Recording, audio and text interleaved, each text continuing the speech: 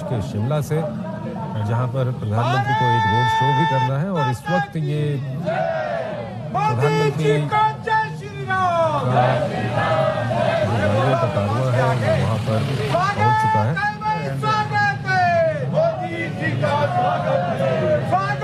और आपको बता दें कि आज का दिन न सिर्फ हिमाचल प्रदेश के लिए बल्कि पूरे देश के लिए ये काफी महत्वपूर्ण है, क्योंकि मुख्य सम्मेलन हिमाचल प्रदेश की राजधानी शिमला में जरूर हो रहा है, लेकिन प्रधानमंत्री के संबोधन का इंतजार पूरे देश में लोगों को है। साथ ही साथ जो लाभार्थी हैं केंद्र सरकार की योजनाओं के, वो लाभार्थी विभिन्न प्रदेशों में, विभिन्न जिलों में वो लाभार्थी एक जगह पर एकत्र हैं और वहाँ पर पूरी व्यवस्था की गई है कि प्रधानमंत्री का संबोधन वो लोग सुने।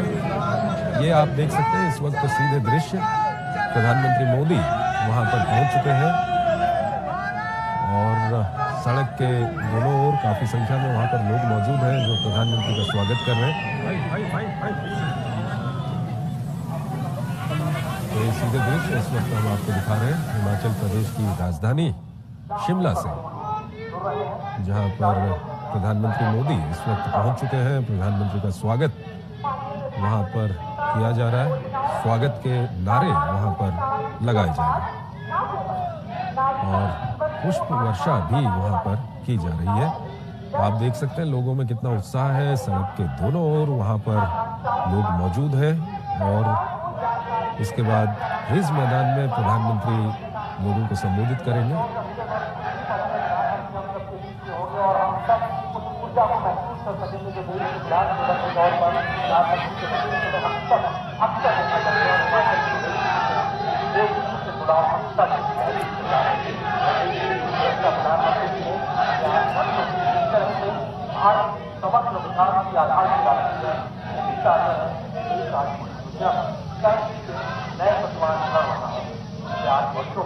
माननीय प्रधानमंत्री और अत्यंत पक्ष में खड़े व्यक्ति के विकास के लिए जो सामाजिक आर्थिक योजनाओं का खाका तैयार किया है, उसे आज हर व्यक्ति बड़ा बदलाव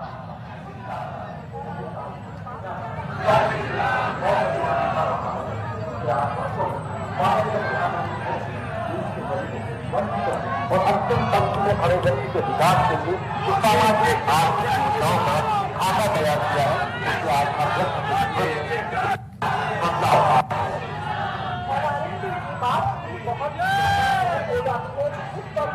कोरोना महामारी के दौरान दुनिया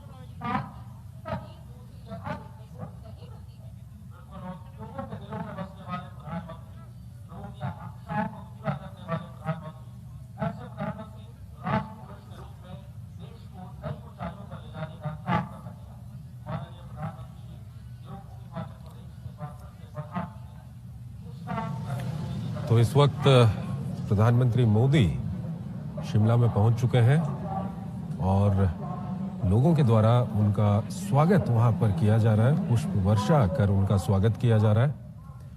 काफी महत्वपूर्ण दिन है आज का, न सिर्फ हिमाचल प्रदेश के लिहाज से बल्कि पूरे देश के लिहाज से, क्योंकि केंद्र सरकार के 8 साल पूरे होने के उपलक्ष्य में प्रधानमंत्री यहां पर हिमाचल प्रदेश की राजधानी शिमला में गरीब कल्याण सम्मेलन को संबोधित करेंगे। और यहां पर शिमला में भी काफी संख्या में यहां पर लोग मौजूद हैं और साथ ही साथ देश के तमाम हिस्सों में जो लाभार्थी हैं वो प्रधानमंत्री के संबोधन का इंतजार कर रहे हैं। अनुज यादव हमारे साथ जुड़े हुए हैं। अनुज, प्रधानमंत्री पहुंच चुके हैं वहां पर? देखिए, बिल्कुल निश्चित तौर पर प्रधानमंत्री नरेंद्र मोदी, जिसका यहाँ के लोग काफी इंतजार कर रहे थे, प्रधानमंत्री नरेंद्र मोदी ने अपने रोड शो की शुरुआत रेलवे बोर्ड बिल्डिंग से की है।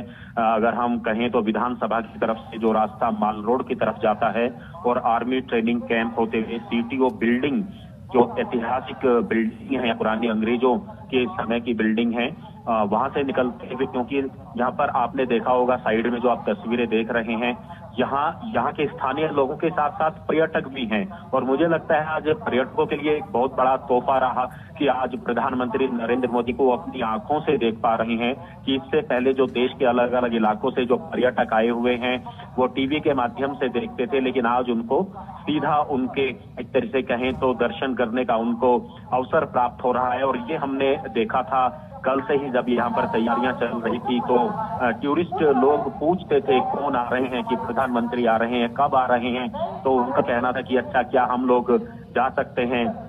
तो निश्चित तौर पर लोगों को काफी इस बात का इंतजार था कि इस ऐतिहासिक जगह पर रिज के अंदर आज जो यहाँ पर आपको इतनी संख्या में जो यहाँ लोग दिखाई दे रहे हैं, शिमला और शिमला के आसपास के हिमाचल के, ये वो रिज मैदान है जो अमूमन इस तरीके से पर्यटक और आज इस मैदान के यहाँ स्थानीय लोग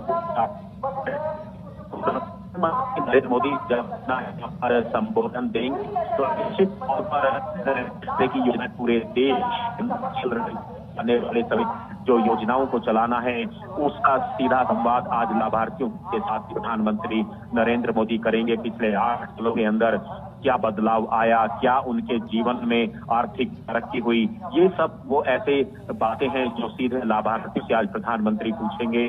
और ये शिमला के अंदर जो रिज मैदान से ये कल्याण सम्मेलन का आयोजन हो रहा है, इसको देश के अलग अलग इलाकों से, राज्यों से, जिला मुख्यालयों से लोग इसको देखेंगे।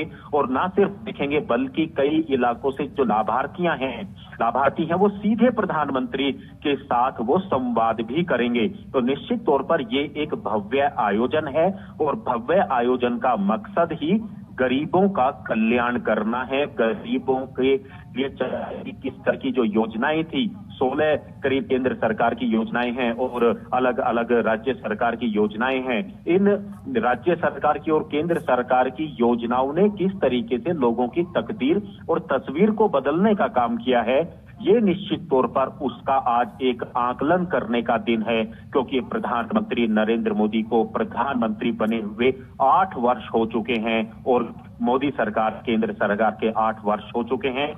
आज से करीब 8 साल पहले 2000 की अगर हम बात करें तो प्रधानमंत्री नरेंद्र मोदी ने शपथ लेते हुए सबसे पहले इस बात को कहा कि उनकी सरकार ये शोषितों के लिए, पिछड़ों के लिए समर्पित करेगी और उनकी योजनाओं के माध्यम से, केंद्र सरकार की योजनाओं के माध्यम से ये बात झलकती है कि गरीबों के कल्याण के लिए किस तरीके से काम किया गया।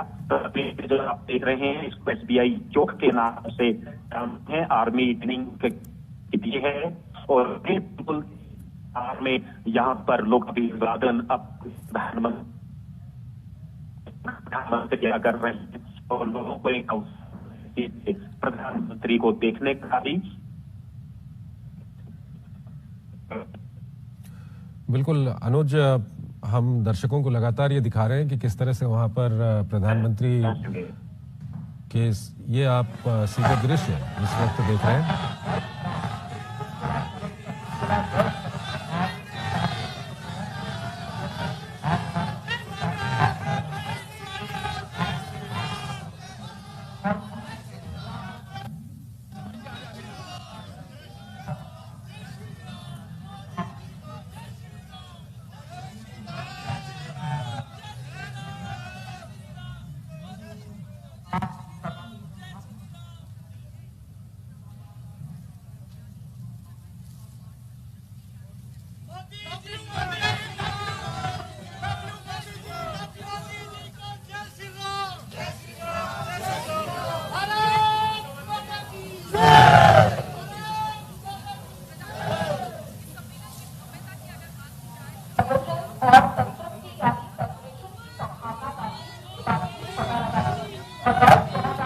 तो इस वक्त ये सीधे दृश्य हम आपको दिखा रहे हैं हिमाचल प्रदेश की राजधानी शिमला से, जहां पर प्रधानमंत्री इस वक्त पहुंच चुके हैं और प्रधानमंत्री के साथ हिमाचल प्रदेश के मुख्यमंत्री जयराम ठाकुर वहां पर आप देख सकते हैं। दोनों सड़क के दोनों ओर काफी संख्या में वहां पर लोग मौजूद हैं, प्रधानमंत्री का स्वागत कर रहे हैं। प्रधानमंत्री भी हाथ हिलाकर उनका अभिवादन स्वीकार कर रहे हैं और इसके बाद प्रधानमंत्री रिज मैदान में पहुंचेंगे, जहां पर काफी संख्या में लोग प्रधानमंत्री का इंतजार कर रहे हैं। वहां पर गरीब कल्याण सम्मेलन को प्रधानमंत्री संबोधित करेंगे और आपको बता दें कि ये सम्मेलन न सिर्फ हिमाचल प्रदेश के लिहाज से बल्कि पूरे देश के लिहाज से काफी महत्वपूर्ण है। केंद्र सरकार के 8 साल पूरे होने के उपलक्ष्य में ये सम्मेलन आयोजित किया गया है। ये दृश्य हम आपको दिखा रहे हैं। पूरा खचाखच भरा हुआ है हिमाचल प्रदेश का ये रिज मैदान शिमला का और यहाँ पर लोग इंतजार कर रहे हैं प्रधानमंत्री का। प्रधानमंत्री यहाँ पर लोगों को संबोधित करेंगे, साथ ही साथ पूरे देश में विभिन्न प्रदेशों में विभिन्न जिलों में जो लाभार्थी लोग हैं, केंद्र सरकार की योजनाओं का फायदा जिन लोगों को मिला है वो लोग एकत्र हैं, वो भी प्रधानमंत्री का संबोधन सुनेंगे। और साथ ही साथ प्रधानमंत्री किसान सम्मान निधि की किस्त भी, जो छोटे किसान हैं जिनको किसान सम्मान निधि दी जाती है, उसकी किस्त भी उनके खातों में यहाँ से अंतरित करेंगे। तो काफी महत्वपूर्ण दिन न सिर्फ हिमाचल प्रदेश के लिए बल्कि पूरे देश के लिए।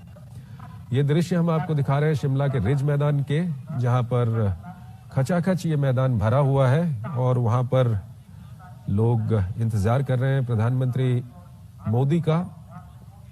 और कुछ देर पहले हमने आपको दृश्य दिखाए थे प्रधानमंत्री मोदी शिमला में, आपने देखा था कि सड़क के दोनों ओर वहां पर काफी संख्या में लोग मौजूद हैं और प्रधानमंत्री नरेंद्र मोदी लगातार उनका अभिवादन स्वीकार कर रहे थे। लोग प्रधानमंत्री का वहां पर स्वागत कर रहे थे और ये दृश्य हम आपको दिखा रहे हैं शिमला के रिज मैदान के।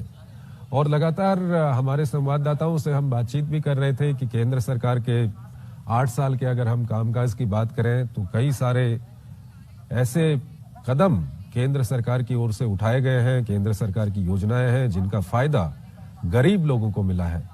और यही कारण है कि यहाँ पर ये गरीब कल्याण सम्मेलन यहाँ पर किया जा रहा है, चाहे हम मुद्रा योजना की बात करें, उज्ज्वला गैस की बात करें या उसके अलावा गरीबों को घर देने की बात करें। ये सब वो योजनाएं हैं जिनका फायदा लोगों को मिला है, आम लोगों को मिला है। और वही लोग जिनको इन योजनाओं का फायदा मिला हुआ है वो आज प्रदेश के विभिन्न प्रदेशों के विभिन्न जिलों में वो लोग एकत्र हैं। प्रधानमंत्री वर्चुअल माध्यम से यहाँ से उनको भी संबोधित करेंगे। और साथ ही साथ इन 8 सालों की हम बात करें तो कई ऐसा वक्त भी कई बार आया है, चाहे हम पुलवामा की बात करें, उसके बाद जिस तरह से सर्जिकल और एयर स्ट्राइक की बात करें, गलवान में क्या कुछ हुआ उसकी हम बात करें, कश्मीर में किस तरह से वहां पर धारा 370 वहां से हटाई गई उसकी हम बात करें, तो ये सब वो कदम है, वो पहलू हैं केंद्र सरकार के 8 साल के जिन पर ध्यान देना काफी जरूरी है। अनुज यादव हमारे संवाददाता वहां पर मौजूद है शिमला में। अनुज, क्या कुछ उत्साह है वहां पर?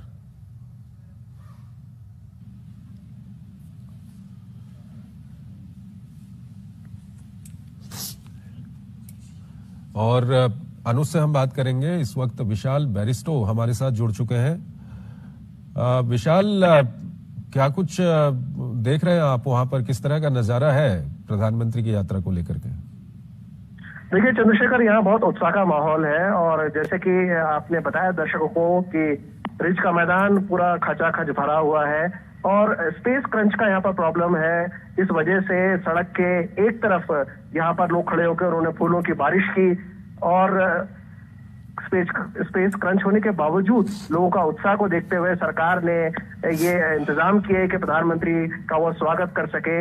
और प्रधानमंत्री के स्वागत में जो सड़क का रास्ता था रिज मैदान तक, वो फूलों की बारिश हुई वहां पर। और अब वहां पर सड़कों पर गुलाब की पत्तियां, पंखुड़ियां माफ कीजिए, वो बिखरी हुई दिखाई देती हैं। तो वो बहुत खुश है अपने नेता के आगमन पर और उन्हें बड़ा गौरव महसूस हो रहा है, क्योंकि मोदी सरकार ने 8 साल पूरे तो किए, लेकिन शिमला की धरती को उन्होंने चुना कि वो शिमला में आकर भारत के जनता से मुखातिब हों।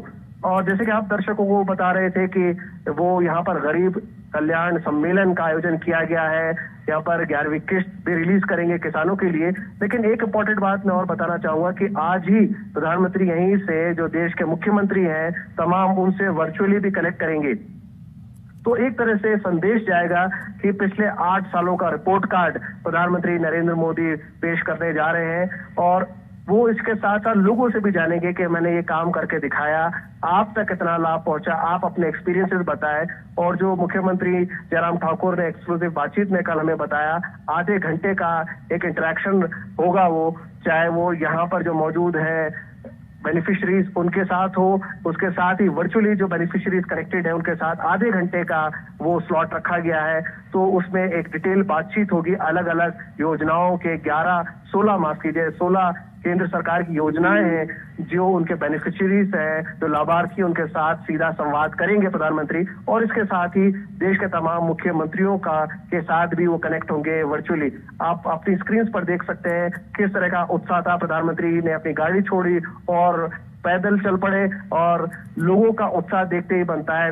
हाथ हिला हिला कर प्रधानमंत्री लोगों का अभिवादन स्वीकार कर रहे हैं और बहुत उत्साह का माहौल है, गर्मजोशी का माहौल है।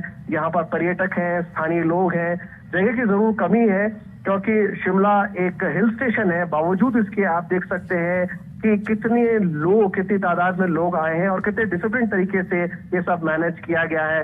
कल हमारी खास बातचीत में जयराम ठाकुर जो मुख्यमंत्री, उन्होंने कहा था कि एक भव्य आयोजन होगा जो देखते ही बनेगा। उसका डिटेल उन्होंने हमारे साथ शेयर नहीं किया। उन्होंने कहा आप खुद देखेंगे और जानेंगे कि तमाम जो स्पेस क्रंच है और तमाम जो चैलेंजेस है उसके बावजूद हमने सिक्योरिटी को कॉम्प्रोमाइज नहीं किया है, हमने पर्यटकों के आवाजाही में कोई बाधा नहीं डाली है। इसके साथ साथ प्रधानमंत्री का जो आयोजन हो रहा है उसमें जो भी शरीक होना चाहे, क्योंकि उन्होंने दावत दी थी सभी लोगों को कि आप इसमें जरूर शरीक हो, जो आप शिमला आ सकते हैं जरूर आए, जो शिमला में मौजूद हैं वो रिज मैदान तक पहुंचे।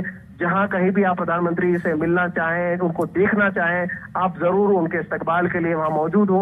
और साथ ही जो लोग नहीं पहुंच पा रहे वो वर्चुअली कनेक्टेड रहे। तो ये एक ऐतिहासिक दिन है, न सिर्फ शिमला के लिए बल्कि पूरे देश के लिए। और एक मैसेज गया कि 8 साल के जो सरकार रही है मोदी सरकार की, उसमें किस तरह से बदलाव आए, किस तरह से भारत आगे बढ़ा। आप बात कर रहे थे भारतीय संस्कृति की, योग की, खेलों की, तो प्रधानमंत्री का हमेशा से जोर रहा है कि हमारा जो आम जन है उसको तो सहायता मिले ही, साथ ही जो हमारा यंग पॉपुलेशन है वो किस तरह से अपने आप को फिट रखने के भी पूरी तरह से मुस्तैद रहे। और इसलिए सॉफ्ट डिप्लोमेसी के जरिए आज पूरी दुनिया में योग फैल गया है। 21 जून को हम अंतर्राष्ट्रीय योग दिवस मनाते हैं और न सिर्फ भारत में बल्कि अलग अलग जो डिफरेंट कॉन्टिनेंट्स है, 5 डिफरेंट कॉन्टिनेंट्स, वहां पर भी योग दिवस मनाया जाता है। और ये एक भारत की सॉफ्ट डिप्लोमेसी की जीत है। हमारी संस्कृति हमारी पहचान है और हमारी पहचान हमारा धर्म, हमारी संस्कृति, हमारी योग पद्धति जो हमारे आम जीवन का हिस्सा है। बहुत सी लाइफस्टाइल डिजीजेस हैं जैसे कि blood pressure, thyroid, hypertension, diabetes, इन सब का इलाज है। अगर देश की आत्मनिर्भरता की बात की जाए तो बीते 8 वर्षों में जिस तरह से हिंदुस्तान ने आत्मनिर्भरता के शिखर को छूने का काम किया है वो साफ तौर से इस बात को रेखांकित करता है कि प्रधानमंत्री श्री नरेंद्र मोदी जी की जो दूरदृष्टि है वो साफ तौर से भारत को उस ओर ले जा रही है जहां पे भारत आज विश्व गुरु बनने की ओर सीधे तौर पे अग्रसर नजर आ रहा है। हम सबके बेसब्री से जिस पल का इंतजार है, बस अब कुछ ही पलों में वो क्षण आने वाला है जब हम सब यहाँ पे खुद माननीय श्री नरेंद्र मोदी जी प्रधानमंत्री को यहां पर अपने बीच पाएंगे और वो क्षण बहुत जल्दी हम सबके बीच आने वाला है। वो हलचल हम सबको साफ नजर आ रही है। आप सबका जो उत्साह है, आप सबके जो बातें हैं, आप सबके ऊर्जा के जो संकेत है वो साफ तौर से इस पूरे आभा मंडल में नजर आ रहे हैं। बीते अगर समय की बात की जाए तो प्रधानमंत्री जी की मौजूदगी, और अब मंच पर देख सकते हैं केंद्रीय सूचना एवं प्रसारण, युवा एवं खेल मामलों के मंत्री श्री अनुराग सिंह ठाकुर जी भी पधार चुके हैं। ऊर्जावान नेता, ऐसे व्यक्ति जो हिमाचल की जमीन से जुड़े हुए व्यक्ति हैं और आज देश को अपनी सेवाएं देते नजर आ रहे हैं। निश्चित तौर से उनका नेतृत्व भी अपने आप में न सिर्फ एक आम हिमाचल वासी के माथे को गर्व से भर देता है, बल्कि हर एक देशवासी के लिए भी एक गौरव का क्षण है, क्योंकि जिस तरह से ऊर्जावान नेतृत्व के माध्यम से वो अपने मंत्रालयों का संचालन कर रहे हैं, देश को एक नई दिशा दिखाते नजर आ रहे हैं। हम उम्मीद करते हैं बहुत जल्द ही प्रधानमंत्री श्री नरेंद्र मोदी जी भी हमारे बीच यहाँ पे मंच पे मौजूद होंगे और वो क्षण हमारे पास बस आने ही वाला है।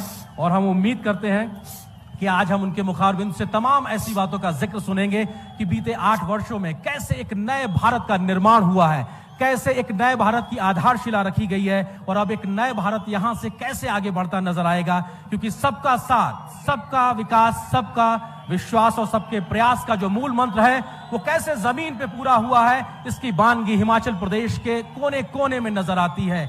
और आज जिस प्रकार से उत्साहित तमाम आप लोग यहां नजर आ रहे हैं, ये इस बात की बानगी है कि सरकार की जो तमाम योजनाएं हैं, केंद्र सरकार की जो तमाम योजनाएं हैं, राज्य सरकार की जो तमाम योजनाएं हैं, आप लोगों तक पहुंची है, उसका लाभ आप तक पहुंच रहा है। और शायद उसी वजह से सरकार और समाज का जो एक जुड़ा हुआ आपसी संबंध है वो साफ तौर पे नजर आता दिखाई पड़ रहा है।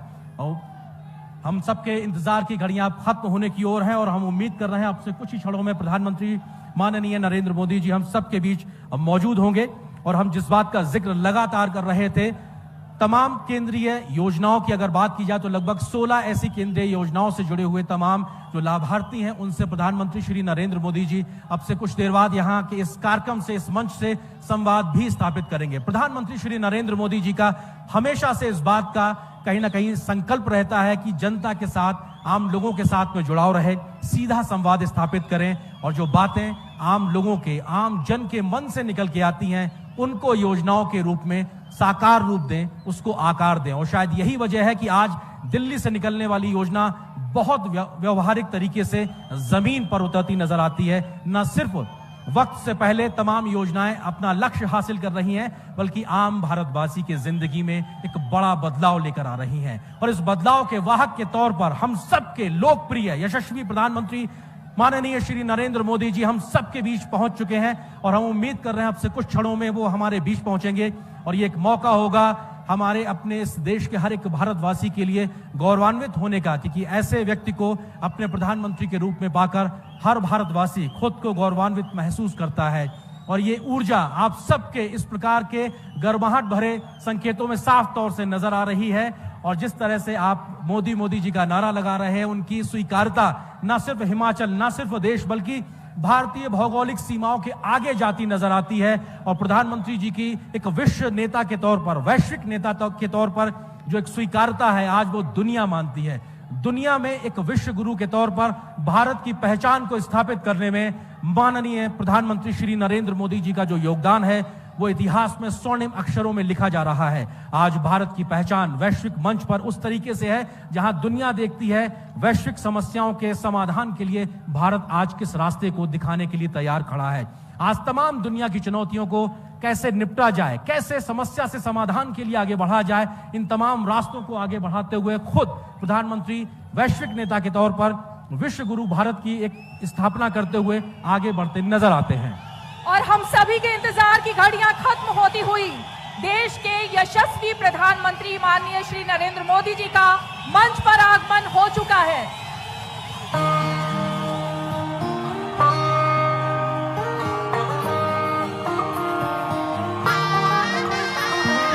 जन जन ने निर्णय लेकर भारत की सूरत बदली है।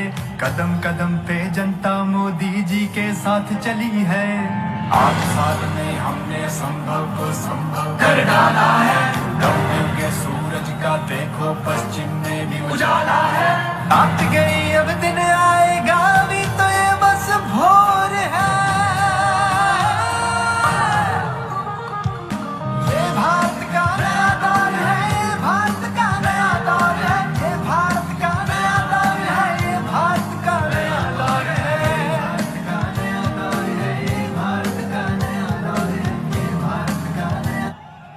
माननीय प्रधानमंत्री जी, हम सब आपका मंच पर स्वागत करते हैं। मंच पर मौजूद हिमाचल प्रदेश के राज्यपाल श्री राजेंद्र विश्वनाथ अर्लेकर जी, हिमाचल प्रदेश के मुख्यमंत्री श्री जयराम ठाकुर जी, केंद्रीय सूचना एवं प्रसारण और खेल एवं युवा मामलों के मंत्री श्री अनुराग सिंह ठाकुर जी, हिमाचल प्रदेश सरकार के शहरी विकास मंत्री श्री सुरेश भारद्वाज और शिमला से लोकसभा के सांसद एवं प्रदेश बीजेपी अध्यक्ष श्री सुरेश कुमार कश्यप जी का भी हम स्वागत करते हैं। आप सभी की गरिमामयी उपस्थिति इस कार्यक्रम की शोभा बढ़ा रही है। माननीय प्रधानमंत्री जी, आपका देवभूमि हिमाचल प्रदेश से बहुत लंबा नाता रहा है और माननीय आपकी आज की यह यात्रा इस जुड़ाव को और ज्यादा मजबूत कर रही है।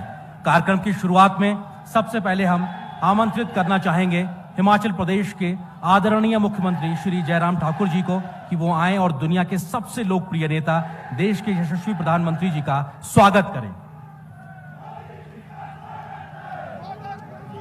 और हिमाचल की पहचान के तहत यहाँ पे स्वागत होता हुआ अतिथि देवो भव की परंपरा को आगे बढ़ाते हुए माननीय प्रधानमंत्री जी का हिमाचल की पहचान यहाँ की शॉल और टोपी से स्वागत किया जा रहा है।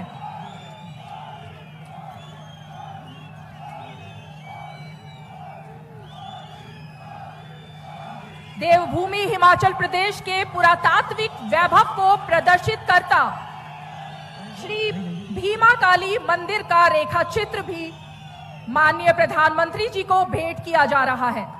आप सभी को यह जानकर हार्दिक प्रसन्नता होगी कि यह रेखा चित्र शिमला स्थित कॉलेज ऑफ फाइन आर्ट्स के बच्चों द्वारा बनाया गया है। तो प्रधानमंत्री जी की गरिमा में वो उपस्थिति हम सबके बीच में मौजूद है। अब कार्यक्रम को आगे बढ़ाते हैं। माननीय प्रधानमंत्री जी, आपके मार्गदर्शन में सरकार की जिन कल्याणकारी योजनाओं को हिमाचल प्रदेश में डबल इंजन की सरकार के माध्यम से जिस तेजी से जमीन पर उतारा गया है, उसकी अमिट छाप आज पूरे हिमाचल प्रदेश में साफ तौर पर देखी जा सकती है। प्रधानमंत्री जी आपके इसी जन कल्याणकारी सपने को हिमाचल प्रदेश में पूरा कर रहे हैं यहाँ के लोकप्रिय मुख्यमंत्री श्री जयराम ठाकुर जी। अब हम हिमाचल प्रदेश के लोकप्रिय मुख्यमंत्री जी से निवेदन करते हैं कि वो आए और प्रधानमंत्री जी का पूरे राज्य के लोगों की ओर से औपचारिक रूप से स्वागत करें। माननीय मुख्यमंत्री जी।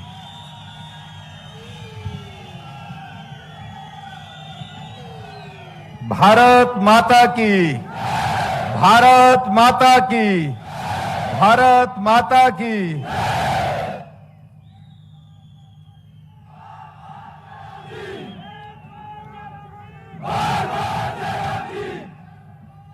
आज इस बहुत ही ऐतिहासिक पल पर गरीब कल्याण सम्मेलन के इस कार्यक्रम में देवभूमि हिमाचल प्रदेश के शिमला के इस ऐतिहासिक रिज के मैदान में हम सबको अपना आशीर्वाद देने के लिए पहुंचे हमारे देश के यशस्वी प्रधानमंत्री और हम सबके प्रेरणा स्रोत आदरणीय श्री नरेंद्र भाई मोदी जी, हिमाचल प्रदेश के माननीय राज्यपाल महोदय श्री राजेंद्र विश्वनाथ अर्लेकर जी, केंद्रीय युवा सेवाएं एवं खेल तथा सूचना एवं प्रसारण मंत्री आदरणीय श्री अनुराग ठाकुर जी, वर्चुअल माध्यम से हमारे साथ जुड़े सभी प्रदेशों के माननीय मुख्यमंत्रीगण, मंत्रीगण, सांसदगण, शिमला के हमारे लोकप्रिय विधायक और शहरी विकास मंत्री आदरणीय श्री सुरेश भारद्वाज जी, शिमला के लोकप्रिय सांसद और भारतीय जनता पार्टी के हमारे हिमाचल प्रदेश के सम्माननीय अध्यक्ष आदरणीय श्री सुरेश कश्यप जी, यहां उपस्थित सभी भाइयों बहनों और पत्रकार मित्रों, मैं आज के इस ऐतिहासिक कार्यक्रम में आदरणीय नरेंद्र भाई मोदी जी का इस देवभूमि हिमाचल प्रदेश में हार्दिक अभिनंदन करता हूं, स्वागत करता हूं।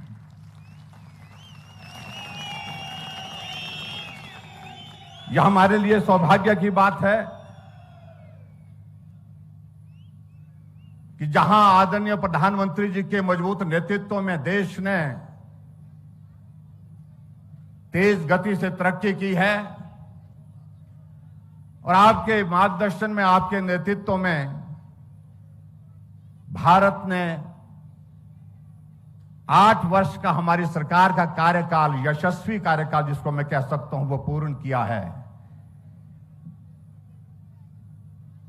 जिसके लिए मैं हिमाचल प्रदेश के सभी भाई बहनों की ओर से आपको बहुत बहुत बधाई देता हूं। और देवभूमि हिमाचल प्रदेश में आज के इस कार्यक्रम में विशेष तौर से यहां आगमन पर आपका हार्दिक अभिनंदन करता हूं, आप सबका आपका धन्यवाद करता हूं।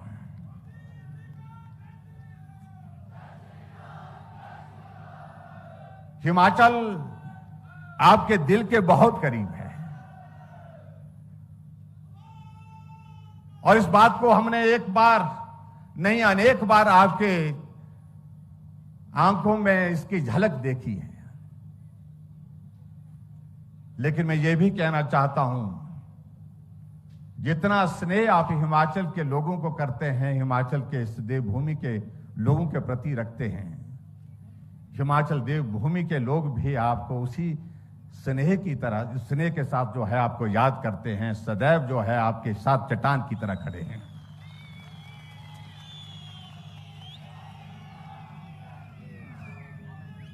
बहुत लंबे समय तक आपका हिमाचल प्रदेश में संगठन की दृष्टि से काम करने का जो कार्यकाल रहा है,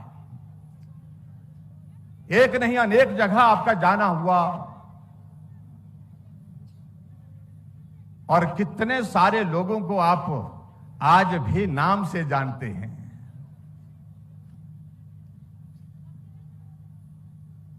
सुरेश भारद्वाज जी कह रहे थे माननीय प्रधानमंत्री जी से, जाखू का जिक्र कर रहे थे कि चलो आज जाखू भी जा आते हैं। आदरणीय प्रधानमंत्री जी ने कहा कि जाने का तो बहुत मन है,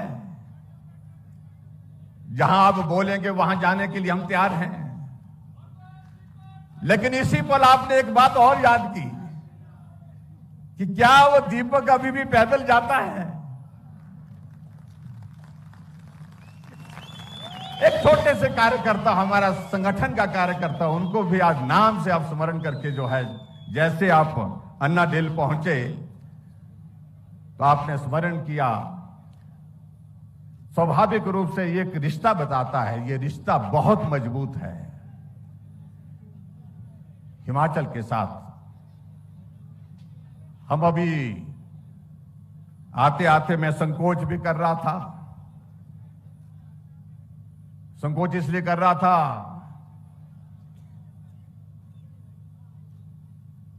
कि शिमला का ही हम यहां तक का ये सफर, अन्नाडेल से यहां रिज के मैदान तक का, ये शिमला का रिज का मैदान बहुत छोटा मैदान है। यहां हजारों की संख्या में लोग आए हैं, लेकिन वो इस सभा के स्थल में पहुंच नहीं पा रहे हैं, वो वहीं खड़े हैं। एक विनम्र आग्रह हमने किया कि अगर आप 5 मिनट के लिए थोड़ा सा चल करके उनके साथ आप मिल करके चल सकते हैं, उनसे बात करते हुए चल सकते हैं, तो बहुत अच्छा लगेगा। आपने तुरंत जो है वो हमारा आग्रह स्वीकार किया, मैं आपका आभारी हूं।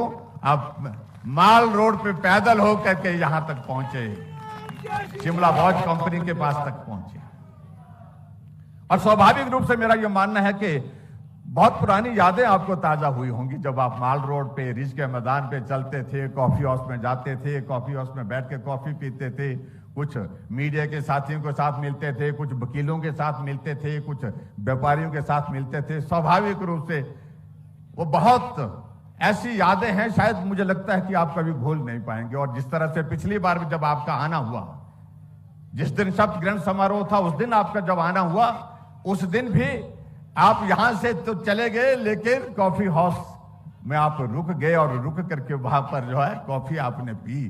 तो स्वाभाविक रूप से ये हमारे लिए, हिमाचल प्रदेश के लिए एक गर्व की बात है कि आज की हिमाचल प्रदेश की सरकार ने इन 4.5 वर्ष के कार्यकाल में बेहतरीन काम करने की कोशिश की। कोविड का बड़ा संकट था, लेकिन उस संकट के बावजूद भी जिस मजबूती के साथ आपने पूरे राष्ट्र का मार्गदर्शन किया, हौसला बढ़ाया, हिम्मत बढ़ाई, संकट बड़ा था लेकिन उसके बावजूद आपने कहा कि हिम्मत के साथ आगे बढ़िए, एक दिन आएगा ये संकट समाप्त होकर के रहेगा। और आज हम इस बात को कह सकते हैं कि आज वो कोविड का संकट से हम पार निकलते हुए भारत यशस्वी होकर के भारत के अंदर नहीं, भारत के बाहर दुनिया के सभी देशों के लिए एक उदाहरण बना हुआ है। आपके आशीर्वाद से जहां हिमाचल प्रदेश को 10,000 करोड़ रुपए की केंद्र की योजनाएं स्वीकृत की, उसके लिए मैं आपका हृदय से आभारी हूं। विशेष राज्य का दर्जा, जिन योजनाओं में कहीं जगह हम 50% होते थे, 50% स्टेट, 50% केंद्र होता था, कहीं 60-40 था। लेकिन आप जब नेतृत्व करते हुए भारत के यशस्वी प्रधानमंत्री के उस दायित्व पर पहुंचे, आपने बदल करके इस सारी व्यवस्था को हिमाचल प्रदेश को विशेष दर्जा दिया, विशेष राज्य का दर्जा दिया। और 90-10 के तहत आपने हिमाचल प्रदेश के लिए जो मदद की, उसके लिए हम आपके हृदय से आभारी हैं। विशेष पैकेज के तहत आपने हिमाचल प्रदेश को 4 बार 200 करोड़, 200 करोड़, 200 करोड़ और 800 करोड़ रुपए हिमाचल प्रदेश के लिए आपने विशेष सहायता जो दी है, उसके लिए मैं हिमाचल प्रदेश देवभूमि की जनता की ओर से आपका हृदय से आभार व्यक्त करता हूं। आपके आशीर्वाद से हमको एम्स मिला, आपके आशीर्वाद से हमको 3 मेडिकल कॉलेज मिले, चाहे वो चंबा की बात है, चाहे हमीरपुर की बात है, चाहे सिरमौर की बात है। स्वास्थ्य के क्षेत्र में हम आगे बढ़ने में हम उस पर सफल हो रहे हैं, उसके लिए भी मैं आपका हृदय से आपका आभार व्यक्त करता हूं। आपके यशस्वी नेतृत्व में रोहतांग टनल, अटल टनल रोहतांग, जिसका काम कछुआ की चाल से चला था, जैसे आपने प्रधानमंत्री का दायित्व संभाला, आपने उसको गति दी और उसका उद्घाटन करके आपने राष्ट्र को समर्पित किया, उसके लिए भी मैं आपका हृदय से आभार व्यक्त करता हूं। हिमाचल छोटा प्रदेश, लेकिन यहां पर प्राइवेट सेक्टर का इन्वेस्टमेंट हो, इस बात को लेकर के आपने हमारा मार्गदर्शन किया। और आज मुझे इस बात को बताते हुए प्रसन्नता है कि हमने जो ग्लोबल इन्वेस्टर मीट धर्मशाला में की, जिसमें आपका मार्गदर्शन मिला, आपका स्नेह मिला, आपका आशीर्वाद मिला, और उसमें आगे बढ़ करके हम लगभग 50,000 करोड़ रुपए के जो ग्राउंड ब्रेकिंग के साथ जो है हिमाचल प्रदेश में प्राइवेट सेक्टर का इन्वेस्टमेंट लेने में हम सफल हुए, उसके लिए भी मैं आपका हृदय से आभार व्यक्त करता हूं। आप 4 साल के कार्यकाल पूरा होने पर मंडी आए। 27 दिसंबर 2021 को 11,500 करोड़ रुपए के उद्घाटन और शिलान्यास आपने किए और हिमाचल प्रदेश को विकास की राह पर आगे बढ़ने के लिए एक रास्ता दिया, उसके लिए भी मैं आपका आभार व्यक्त करता हूं। आपके आशीर्वाद से मेडिकल डिवाइस हमको हिमाचल प्रदेश को प्राप्त हुआ 5,000 करोड़ रुपए की लागत से, जिसमें लगभग 10,000 नौजवानों को रोजगार मिलेगा, उसके लिए भी मैं आपका हृदय से आभार व्यक्त करता हूं। आदरणीय प्रधानमंत्री जी, बातें बहुत हैं, हम बहुत सारी बातें कर सकते हैं, लेकिन समय की कमी हमारे सामने है। मैं आपका देवभूमि हिमाचल प्रदेश की जनता की ओर से एक बार फिर से अभिनंदन करता हूं, स्वागत करता हूं। एक बहुत सुंदर बात मुझे जो आपके इसमें लगी, अभी 5 प्रदेशों का चुनाव हुआ और कई जगह इस बात को लेकर के कहा जाता था कि रिवाज बना है, 5 साल के बाद बदलाव होता है, परिवर्तन होता है, ये होगा। लेकिन आपने रिवाज बदल दिया और 5 राज्यों में से जहां 4 राज्यों में भारतीय जनता पार्टी की सरकार थी, हम चारों राज्यों में फिर सत्ता में आए। और ये रिवाज बदलने की बात मैं इसलिए भी कह रहा हूं क्योंकि हिमाचल में भी कुछ लोग ऐसे ही कहते हैं, और आपके आशीर्वाद से जो रिवाज बदला है, अब की बार हिमाचल प्रदेश में भी इस रिवाज को बदलेंगे। आपके आशीर्वाद से हम आगे बढ़ेंगे, आपके आशीर्वाद से मार्गदर्शन में यहां सरकार चल रही है और फिर से सरकार बनाएंगे। इतनी ही बात कहते हुए एक बार फिर से आप शिमला पहुंचे, शिमला के इस ऐतिहासिक कार्यक्रम में जहां आप राष्ट्र को भी आज पूरे सभी मुख्यमंत्री को संबोधित करने वाले हैं, आपका हृदय से बहुत बहुत अभिनंदन, बहुत बहुत धन्यवाद। नमस्कार, जय हिंद, जय हिमाचल। माननीय मुख्यमंत्री श्री जयराम ठाकुर जी, आपका बहुत बहुत धन्यवाद और आभार।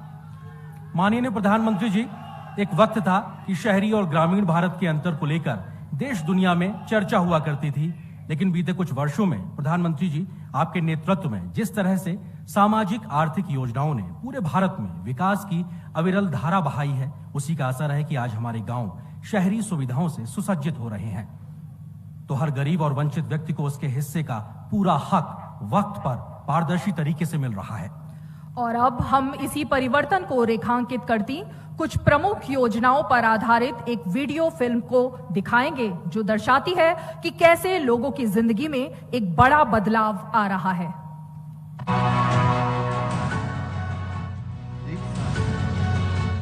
एक समय था जब छत की कमी से जूझते परिवार धूप बारिश सहन करने के लिए मजबूर थे। पानी के लिए महिलाओं का संघर्ष और लंबी कतारें किसी से छिपी नहीं थी। साल 2014 मैं पहली बार केंद्रीय सत्ता की कमान संभाली नरेंद्र दामोदर दास मोदी ने देश में शुरू हुआ नए अवसर, नए इंफ्रा का नया दौर। हम तोड़ रहे हैं जंजीरें, हम बदल रहे हैं तस्वीरें। छत का सपना संजोए लोगों को मिले प्रधानमंत्री आवास योजना के मकान और मिला गरिमापूर्ण जीवन जीने का अवसर। पहले हम कच्चे मकान में रहते थे, नलिये वाले में, और पानी बहुत टपकता था और मकान भी नहीं था, और अब हमको प्रधानमंत्री आवास योजना मकान मिला। बदलाव का दौर उन गांवों तक भी पहुंचा जो आजादी के बाद 70 साल तक भी अंधेरे में डूबे थे। ऐसे ही 18,000 गांवों की दशा बदली और गांव रोशन हो उठे। वंचितों, शोषितों के सामाजिक आर्थिक स्थिति को बदलने में उज्ज्वला योजना ने भी अहम भूमिका निभाई और निशुल्क गैस कनेक्शनों ने करोड़ों महिलाओं और परिवारों की जिंदगी बदल दी। सामाजिक स्थिति में एक बड़ा बदलाव लेकर स्वच्छ भारत भी आया। प्रधानमंत्री मोदी के संकल्प को जनता का साथ मिला और देश 100% ODF बना। पहले आ गए थे, शौचालय नहीं था, तब बेटी पुतो बाहर जाते। आप है कि शौचालय बन गया है तो अपना बेटी पुतो बाहर नहीं जाते हैं। साल 2020 जब देश के सामने कोविड-19 महामारी की चुनौती आई, तब सरकार मददगार बन सामने आई। राशन की चिंता में परेशान लोगों को राहत दी और शुरू हुई प्रधानमंत्री गरीब कल्याण अन्न योजना।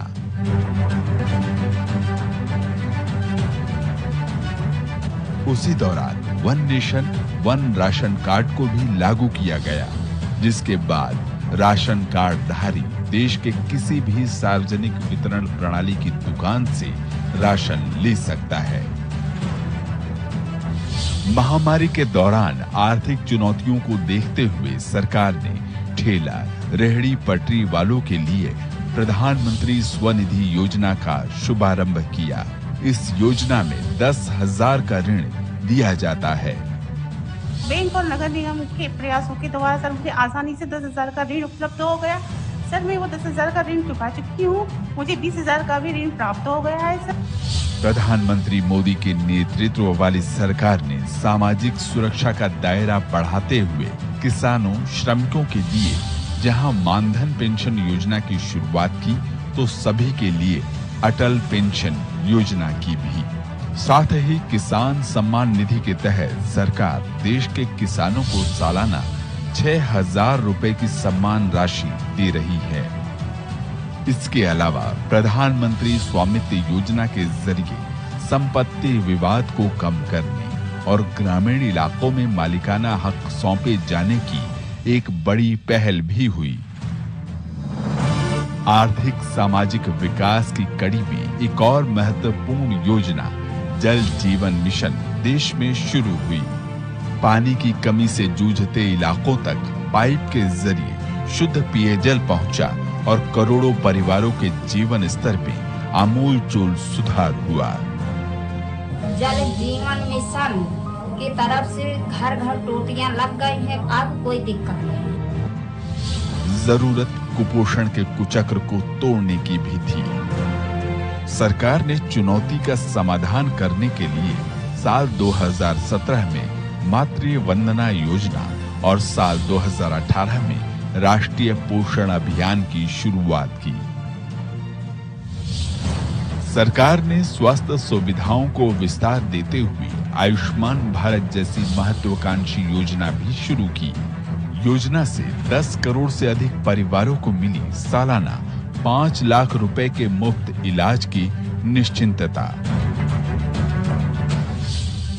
अब एक और जहां गरीबों का इलाज आसानी से हो पा रहा है, वहीं जन औषधि केंद्रों ने मरीजों तक सस्ती दवाएं पहुंचाने में बड़ी भूमिका निभाई है। मेरी दवाइयाँ जो है 5,000 की आती थी और अब मेरी दवाएं 1,500 की आती हैं। मोदी जी, मैंने ईश्वर को तो नहीं देखा, लेकिन मैंने आपको ईश्वर के रूप में देखा है। आपको बहुत बहुत धन्यवाद। रोजगार और उद्यम को बढ़ावा देने के लिए चलाई जा रही मुद्रा योजना ने देश में 35 करोड़ लोगों के सपनों को उड़ान दी है। बीते 8 साल में प्रधानमंत्री मोदी की सरकार के प्रयासों का ही नतीजा है कि अब गरीब, किसान, मजदूर, दलित, पिछड़ा और शोषित वर्ग को सम्मान और स्वाभिमान मिला है। करोड़ों लोगों को 4 लाख रुपया तक के दुर्घटना और जीवन बीमा की सुविधा मिली। करोड़ों भारतीयों को 60 वर्ष की आयु के बाद एक निश्चित पेंशन की व्यवस्था मिली। अपना पक्का घर, टॉयलेट, गैस कनेक्शन, बिजली कनेक्शन, पानी का कनेक्शन, बैंक में खाता, ऐसी सुविधाओं के लिए तो गरीब सरकारी दफ्तरों के चक्कर काट काट करके उनकी जिंदगी पूरी हो जाती, वो हार जाते थे। हमारी सरकार ने इन सारी परिस्थितियों को बदला। मेरा सपना है सैचुरेशन, 100% लक्ष्य को तरफ हमें आगे बढ़े। मोदी सरकार ने कल्याणकारी योजनाओं की दिशा में कई मंजिलें तय की हैं, लेकिन लक्ष्य 100% का है। सेवा, सुशासन और गरीब कल्याण का मंत्र लिए सरकार लगातार देश की विकास यात्रा को और तेज गति दे रही है। नई ऊर्जा, नए लक्ष्यों के साथ प्रधानमंत्री मोदी का संकल्प 130 करोड़ लोगों के सपनों का नया भारत बनाने का है।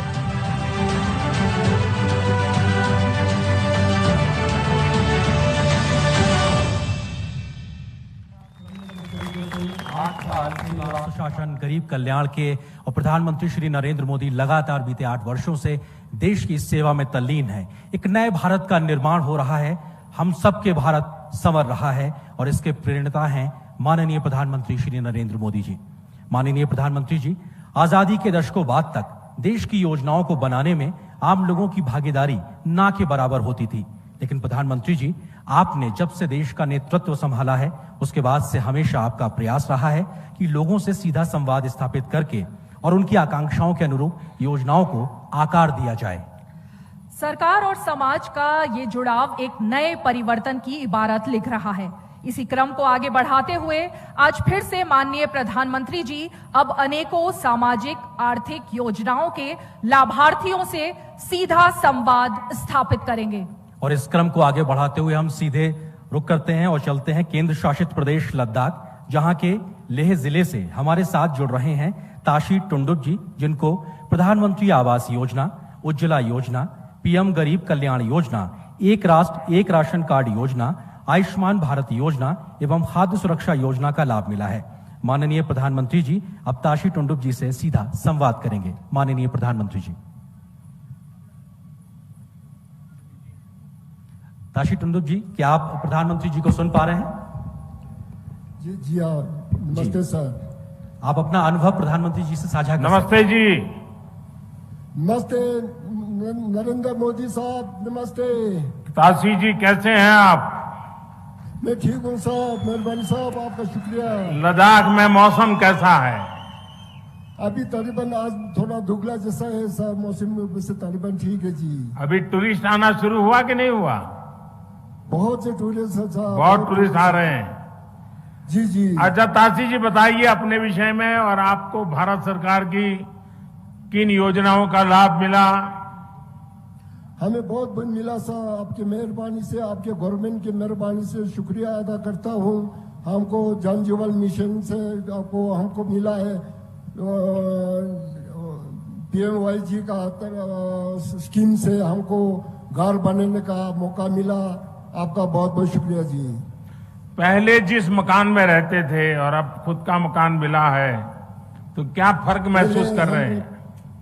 जी, पहले हमारे पास रूम होती थी, लेकिन बहुत कच्चा रूम होती थी, तो उसमें हमको बैठने का बहुत सहूलियत ठीक से नहीं होता था, क्योंकि बर्फ के टाइम पर, बारिश के टाइम पर शौचालय भी सही नहीं होती थी, हमारे पास आंगन भी नहीं होती, तो बहुत तकलीफ होता था।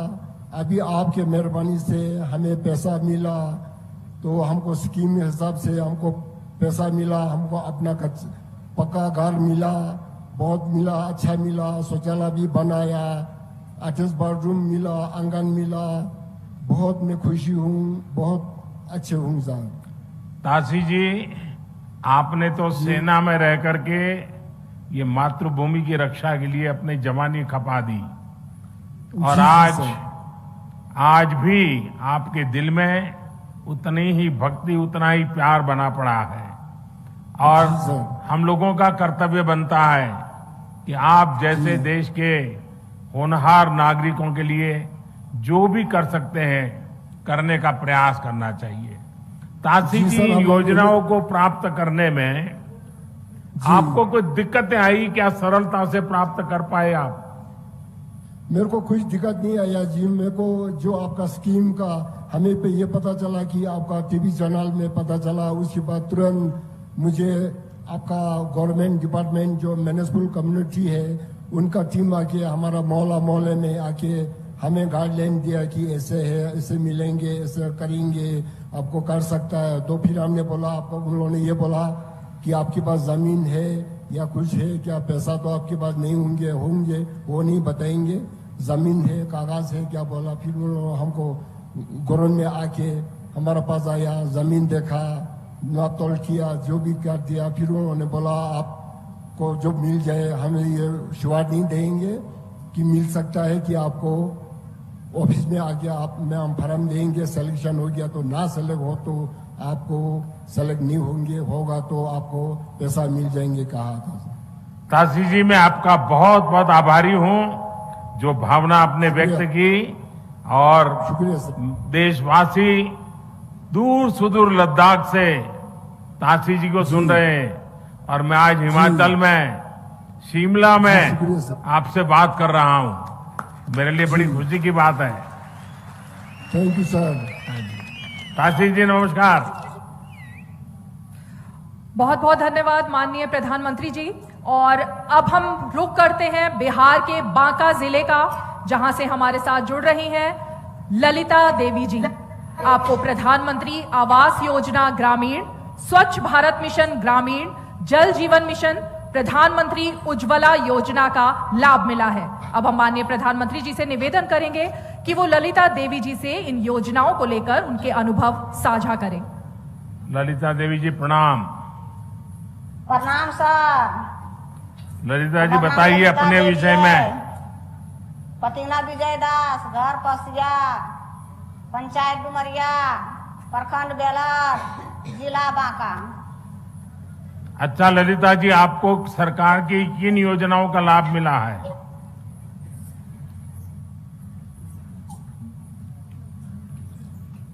भारत सरकार की जो योजनाएं थी, उसमें से कौन सी योजना थी जिसका आपको लाभ मिला है? घर मिला सर। घर जैसे पहले माटी घर चले सर, नारा घर, जैसे माटी घर नारा घर चले, बहुत चुबे चले पानी सर, बच्चा बुतरू बहुत दिक्कत होवे चले सर।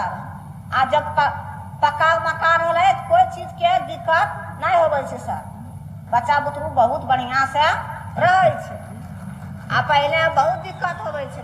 आ सब शौचालय बना लिए सर, जैसे लटा ले बाहर दे छलिए, शर्म लगे छले सर, अब शर्म नहीं लगे छे। सब बच्चा बुतरू मिल के, सब परिवार मिल के घरे शौचालय करे छिए। आ सब गांव टोला वाला लगा के सबके शौचालय हो गए छे सर। ललिता देवी जी, बच्चों को पढ़ाती हो? हाँ सर। क्या पढ़ते हैं बच्चे? बड़ी लड़की बीए में, एक और बड़ा बेटा है वो इंटर के, एगो छोटी लड़की वो नम्मा में, एक तो छोटा बेटा 7वां में। अच्छा, अभी ये जो प्रधानमंत्री आवास योजना मिल गया तो बच्चों को पढ़ाई की भी सुविधा हो गई होगी, आराम से पढ़ पाते होंगे। हाँ सर। घर में काम में मदद करते हैं, पढ़ने गए तो? हाँ सर करते हैं। सरकारी, हाँ सरकारी स्कूल में पढ़ाई जाए छे सर। अखने बहुत बढ़िया लागे छे, सुविधा होवे छे। देखिए, अब तो आपको घर मिल गया है तो अच्छे घर में बच्चों की शादी भी हो पाएगी। हाँ सर, गैस मिल गए, गैस चूल्हा मिल गए सर। पहले लकड़ी बैठा खाना बनावे छलिए तो धुइयां लागे छे आँखि में। आय अब बहुत बढ़िया सुविधा हो गए तो बच्चा बुतरू खाना उना जल्दी से बनाए के सरकारी हॉस्पिटल, सरकारी स्कूल भेज दे छे। अच्छा, गांव में अभी भी कुछ लोग होंगे जिनका मकान अभी बनना बाकी होगा, क्योंकि हमने तय किया है कि जिनको अभी मकान नहीं मिला है उनको हम बना रहे हैं। हो सकता है किसी को 2 महीने देर से, किसी को 4 महीना देर से, लेकिन सबको मिलेगा। जब आपका घर बन गया है, आप जिन लोगों को, गरीब परिवारों को जानती होगी जिनका घर नहीं बना होगा, तो वो क्या बोलते हैं आपको, आप उनको क्या समझाती हो? हाँ सर, उनको विश्वास देती हो कि घर मिल जाएगा? बढ़िया समझाइए सर। हाँ, चलिए ललिता देवी जी, प्रणाम आपको। मुझे अच्छा लगा आपने इतना संतोष व्यक्त किया जी। और बिहार के बाद अब हम रुख करते हैं माननीय त्रिपुरा का। पश्चिम त्रिपुरा जिले के पंकज साहनी जी के पास चलते हैं।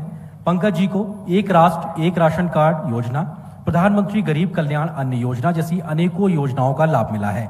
हम माननीय प्रधानमंत्री जी से पुनः निवेदन करेंगे कि वो त्रिपुरा के पंकज जी से उनके अनुभवों को साझा करें। माननीय प्रधानमंत्री जी।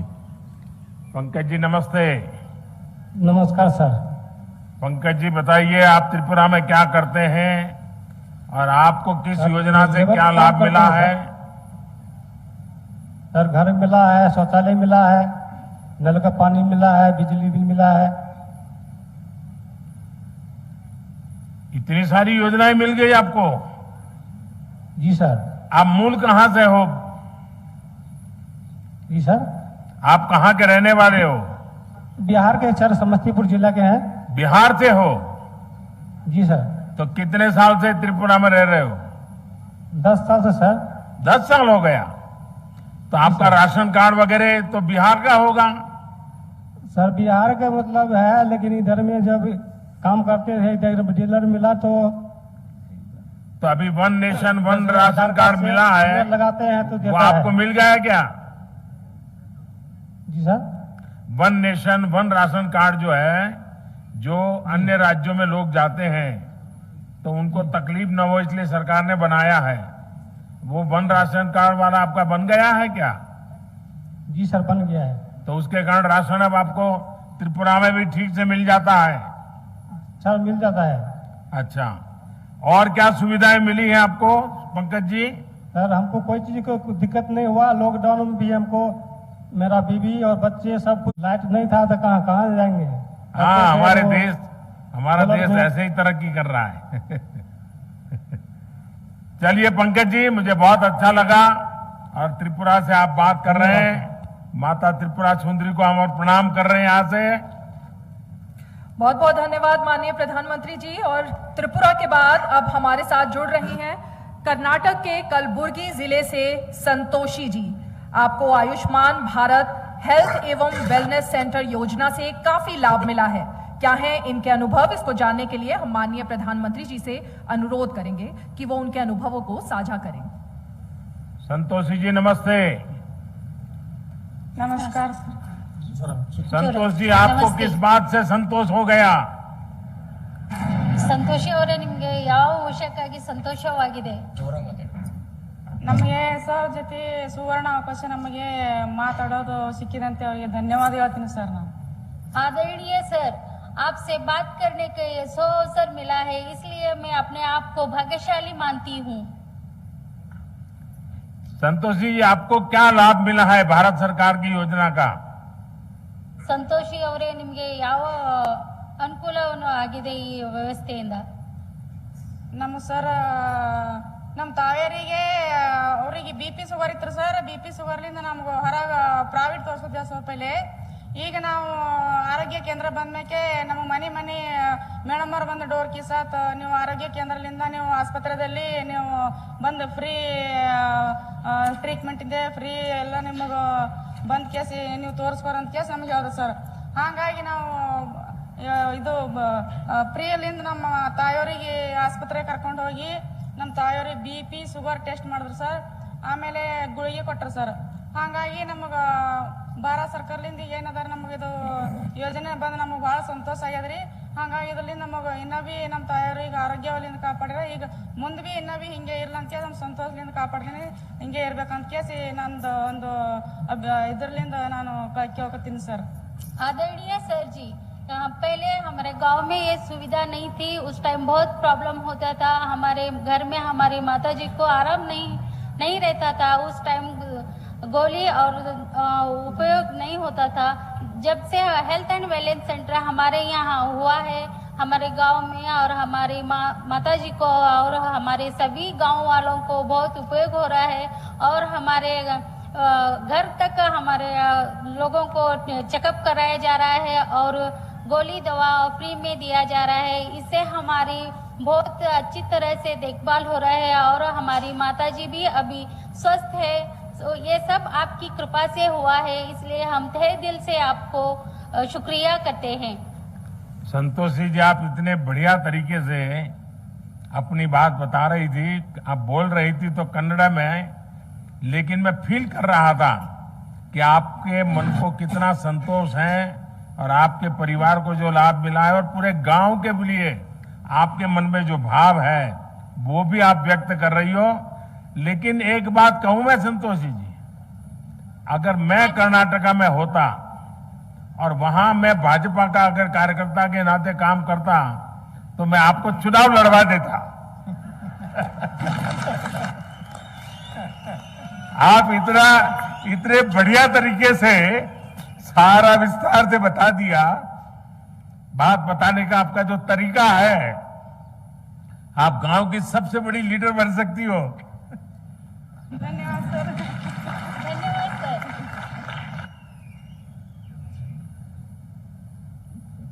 जी बहुत बहुत धन्यवाद प्रधानमंत्री जी. और निश्चित तौर से ये आपका सहज संवाद ही है कि जो किसी भी आम जनमानस को आपके साथ खुद से जुड़ा हुआ महसूस कराता है. कर्नाटक के बाद अब हम चलते हैं गुजरात के मेहसाणा जिले, जहां से अरविंद कुमार सोमाभाई पटेल जी हमारे साथ जुड़ रहे हैं. अरविंद जी प्रधानमंत्री मुद्रा योजना के लाभार्थी हैं. हम एक बार फिर से माननीय प्रधानमंत्री जी से अनुरोध करेंगे कि वो अरविंद जी से उनके अनुभवों को साझा करें. माननीय प्रधानमंत्री जी. अरविंद भाई नमस्ते. नमस्कार. नमस्कार सर जी. मैं अपने मेहसाणा जिले अपने वतन के माननीय यशस्वी प्रधानमंत्री नरेंद्र मोदी से सीधी बात कर रहा हूं. इसे मैं हृदय पूर्वक खूब प्रसन्न हूं. अरविंद जी अपने विषय में बताइए, क्या कर रहे हो, क्या योजना का लाभ मिला है आपको? हमारा व्यवसाय मंडप डेकोरेशन का है. हमने PM मुद्रा लोन लिया हुआ है. इससे हम पहले छोटा सा धंधा करते थे. जब हम PM मुद्रा से हमको लोन मिला तो हमें हमारा धंधा बढ़ाया. हम पहले 8 लोगों को रोजी देते थे, अब 12 लोगों को रोजी देते हैं. और जो लोग हमारे पे काम करते हैं इसको भी हम डिजिटल पेमेंट करते हैं. हम भी डिजिटल पेमेंट यूज करते हैं. हमारा घर का कोई भी पेमेंट हो, लाइट बिल हो, टेलीफोन बिल हो, गैस हो, कोई पण प्रकार का रिचार्ज हो, हम डिजिटल पे ही करते हैं. PM मुद्रा में कितना आपको पैसा मिला? 7,20,000. 7 लाख रुपया. और उससे आपने ये आपका जो मंडप वगैरह बनाने का काम था उसको आगे बढ़ाया? उसका जो सजावट का सामान था उसको हमने बढ़ाया. और कहाँ कहाँ पर आप काम करते हैं? अकेले मेहसाणा में करते हो कि और भी आगे पीछे सब गांव में जाते हो? हमारा काम मेहसाणा और हमारे आजू बाजू के गांव में भी है. तो लोग रोजगार के लिए आपके यहाँ पसंद करते हैं काम करने के लिए आने के लिए? क्योंकि मंडप का काम तो बड़ा तेजी से करना पड़ता है. हाँ, तेजी से। और तेजी से खोलना पड़ता है, एक साथ फिर वो सर्कस की तरह उठा करके जाना पड़ता है। हाँ, जाना पड़ता है। तो ये और इससे सिवाय बैंक को लोन समय पे वापस कर रहे हो आप? हाँ, करेंगे कि करते हैं? वापस तो करेंगे। अच्छा, जो लोग आपके साथ काम करते हैं उनको भी सरकार की जो योजनाएं हैं उस विषय में कभी आपने बताया? गरीब परिवार के लोग होंगे जो आपके यहाँ मजदूरी करते हैं, इतना आपका कारोबार बढ़ा है। कोरोना काल में जो रसीकरण था सबको हमने रसी दिलवाई।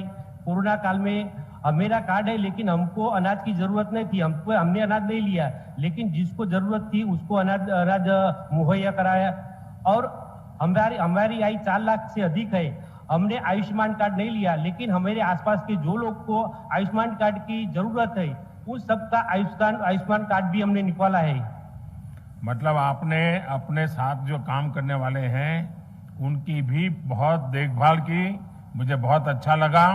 मेरी अरविंद भाई आपको और प्रधानमंत्री मुद्रा योजना का लाभ लेकर के अपना व्यवसाय, अपना कारोबार जो सेल्फ स्वरोजगार की दिशा में काम करना चाहते हैं उसमें आपने एक बड़ा प्रेरणा का काम किया है और आप रोजगार खोजने वाले नहीं, रोजगार देने वाले बन गए। मैं आपको बहुत बहुत बधाई देता हूं, बहुत बहुत धन्यवाद। मैं एक बात और करना चाहता हूं। क्या बताना चाहते हो? मेरी बच्ची खेल महाकुंभ में डीएलएस द्वारा खेल रही है, वो भी नेशनल गेम प्लेयर भी है। क्या नाम है? राजवी। अच्छा, क्या खेलती है? एथलेटिक्स। एथलीट में, वाह। चलिए हमारे आशीर्वाद दे दीजिए उसको। महसाना जिले ने इस बार ओलंपिक में भाविना ने नाम कमा दिया। महसाना जिले की बेटी ने, भाविना ओलंपिक से मेडल लेके आ गई।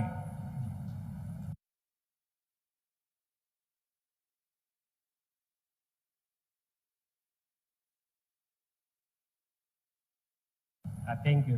हाँ, बहुत बहुत धन्यवाद माननीय प्रधानमंत्री जी। और अब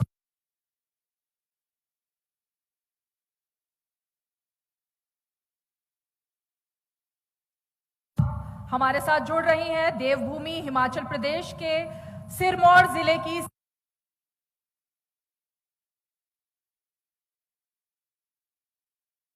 समा देवी जी।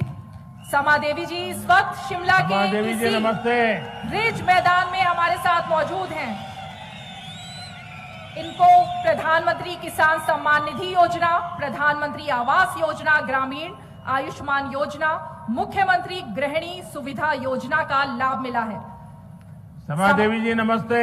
नमस्कार सर। आप कहाँ रहती हो समा देवी जी? सर मैं सिरमौर से हूँ। सिरमौर रहती हो? हाँ जी सर। अच्छा, चलिए हम भी कभी सिरमौर आया करते थे। हाँ जी सर। हाँ।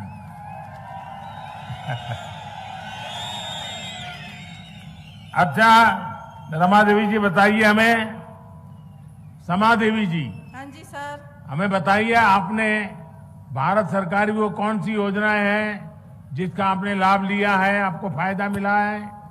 सर मुझे पहले तो प्रधानमंत्री आवास योजना के तहत मकान का मिला है, जिसमें कि मेरे पास बहुत ही कच्चा मकान था।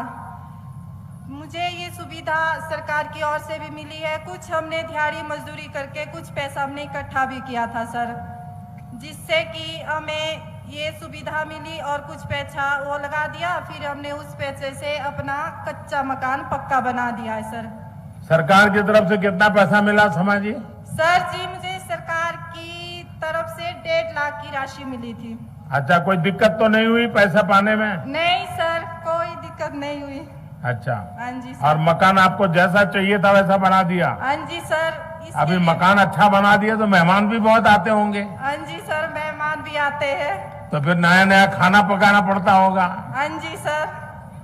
तो फिर खर्चा बढ़ गया होगा अब तो? कोई बात नहीं सर, ये तो आप लोगों की, आपकी सरकार की और आपकी बहुत बहुत आभार व्यक्त करती हूँ मैं। अच्छा समाजी, आप खेती करती हैं? हाँ जी सर, मैं खेती बाड़ी भी करती हूँ, छोटे से अपनी खेती बाड़ी भी है। तो खेती बाड़ी में क्या पकाती हो? सर अभी तो लहसुन चला हुआ है, फिर उसके बाद बीन हो गया, मटर हो गए, मटर भी हम लेट लगाते हैं, अभी तो मक्की और आलू। हाँ जी। अच्छा।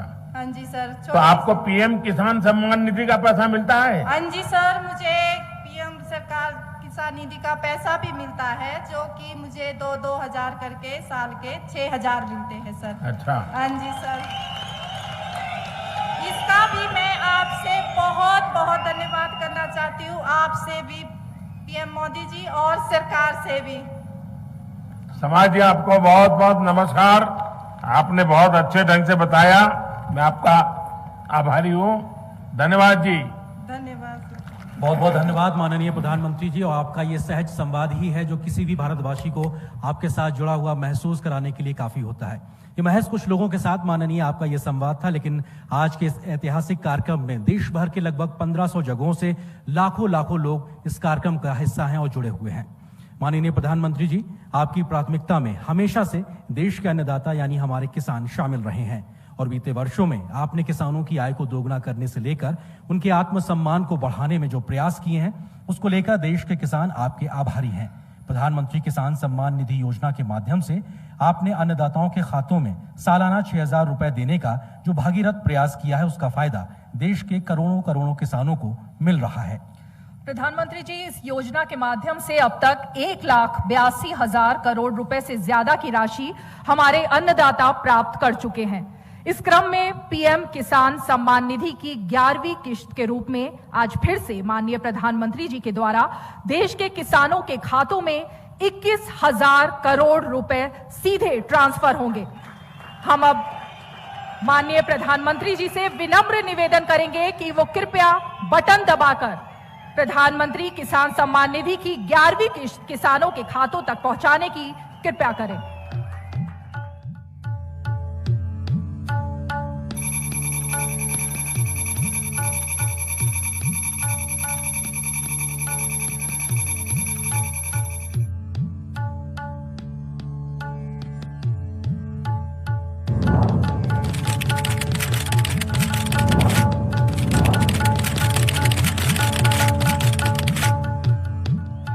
निश्चित तौर से हमने देखा कि कैसे पारदर्शी व्यवस्था से डिजिटल भारत, डिजिटल इंडिया के माध्यम से देश के अन्नदाताओं के खातों में सीधे 21,000 करोड़ रुपए प्रधानमंत्री जी के हाथों से ट्रांसफर हुए हैं और लाभ पाने वाले किसानों की जो संख्या है वो 10 करोड़ है। और अपने आप में अगर आज तक की बात की जाए, अगर इस किश्त को 11वीं किश्त को मिला दिया जाए तो 2 लाख करोड़ से ज्यादा की रकम अब तक किसानों के खातों में पहुंच चुकी है।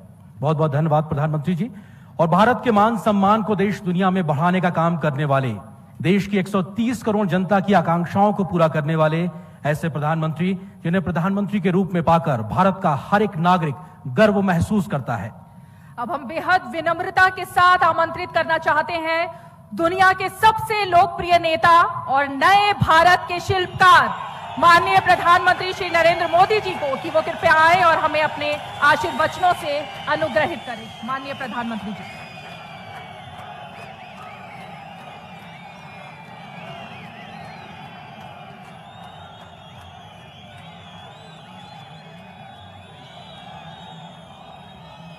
भारत माता की, भारत माता की। हिमाचल प्रदेश के गवर्नर श्रीमान राजेंद्र जी,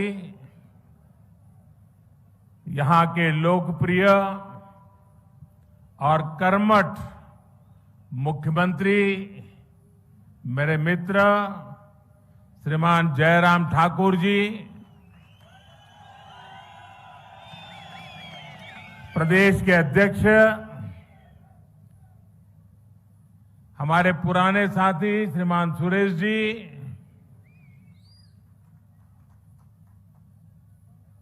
केंद्र के मंत्रिपरिषद के मेरे साथियों,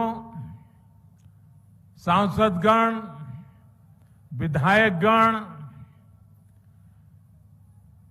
हिमाचल के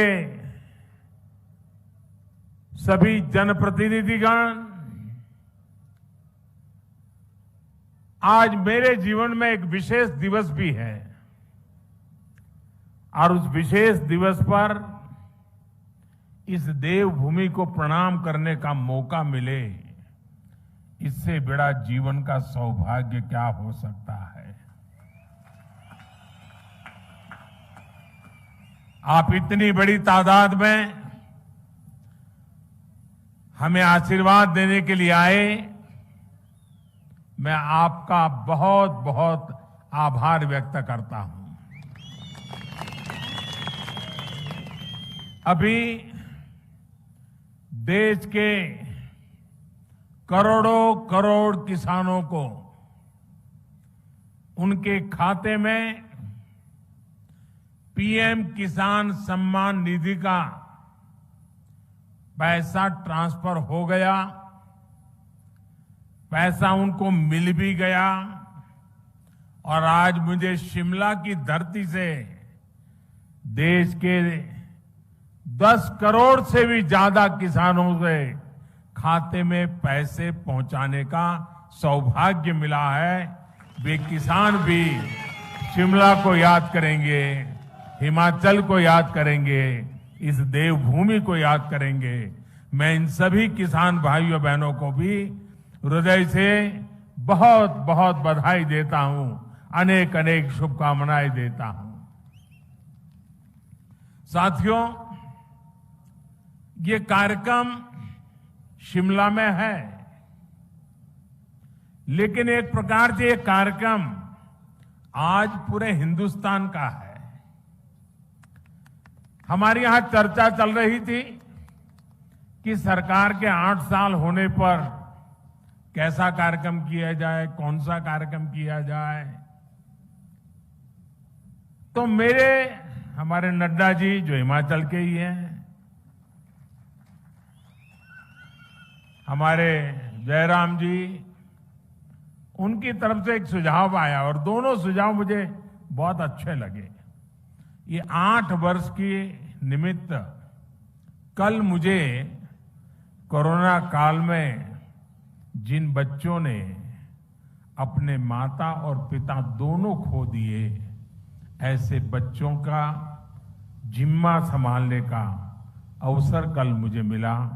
देश के उन हजारों बच्चों का देखभाल का निर्णय सरकार ने किया और कल उनको मैंने कुछ पैसे भी भेज दिए, चेक डिजिटली। 8 साल की पूर्ति में ऐसा कार्यक्रम होना मन को बहुत सुकून देता है, आनंद देता है। और फिर मेरे सामने सुझाव आया कि हम एक कार्यक्रम हिमाचल में करें, तो मैंने आंख बंद करके हाँ कह दिया, क्योंकि मेरे जीवन में हिमाचल का स्थान इतना बड़ा है और खुशी के पल अगर हिमाचल में आकर के बिताने का मौका मिले तो फिर तो बात ही क्या बनती है जी।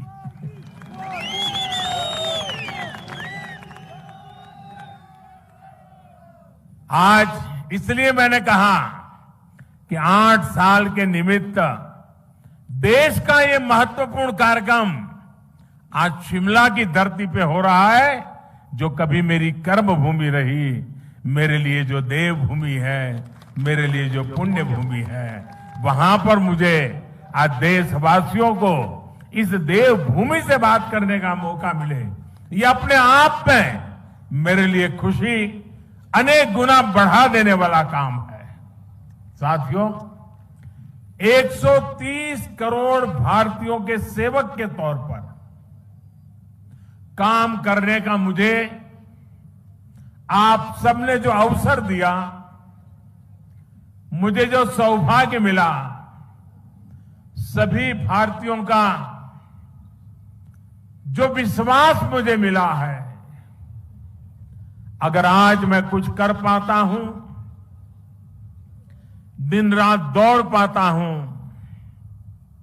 तो ये मत सोचिए कि ये मोदी करता है, ये मत सोचिए कि मोदी दौड़ता है।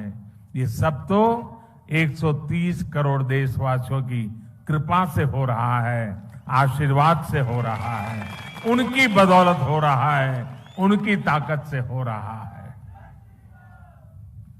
परिवार के एक सदस्य के तौर पर मैंने कभी भी अपने आप को उस पद पर देखा नहीं, कल्पना भी नहीं की है और आज भी नहीं कर रहा हूं कि मैं कोई प्रधानमंत्री हूं। जब फाइल पर साइन करता हूं, एक जिम्मेवारी होती है, तब तो प्रधानमंत्री की दायित्व के रूप में मुझे काम करना होता है।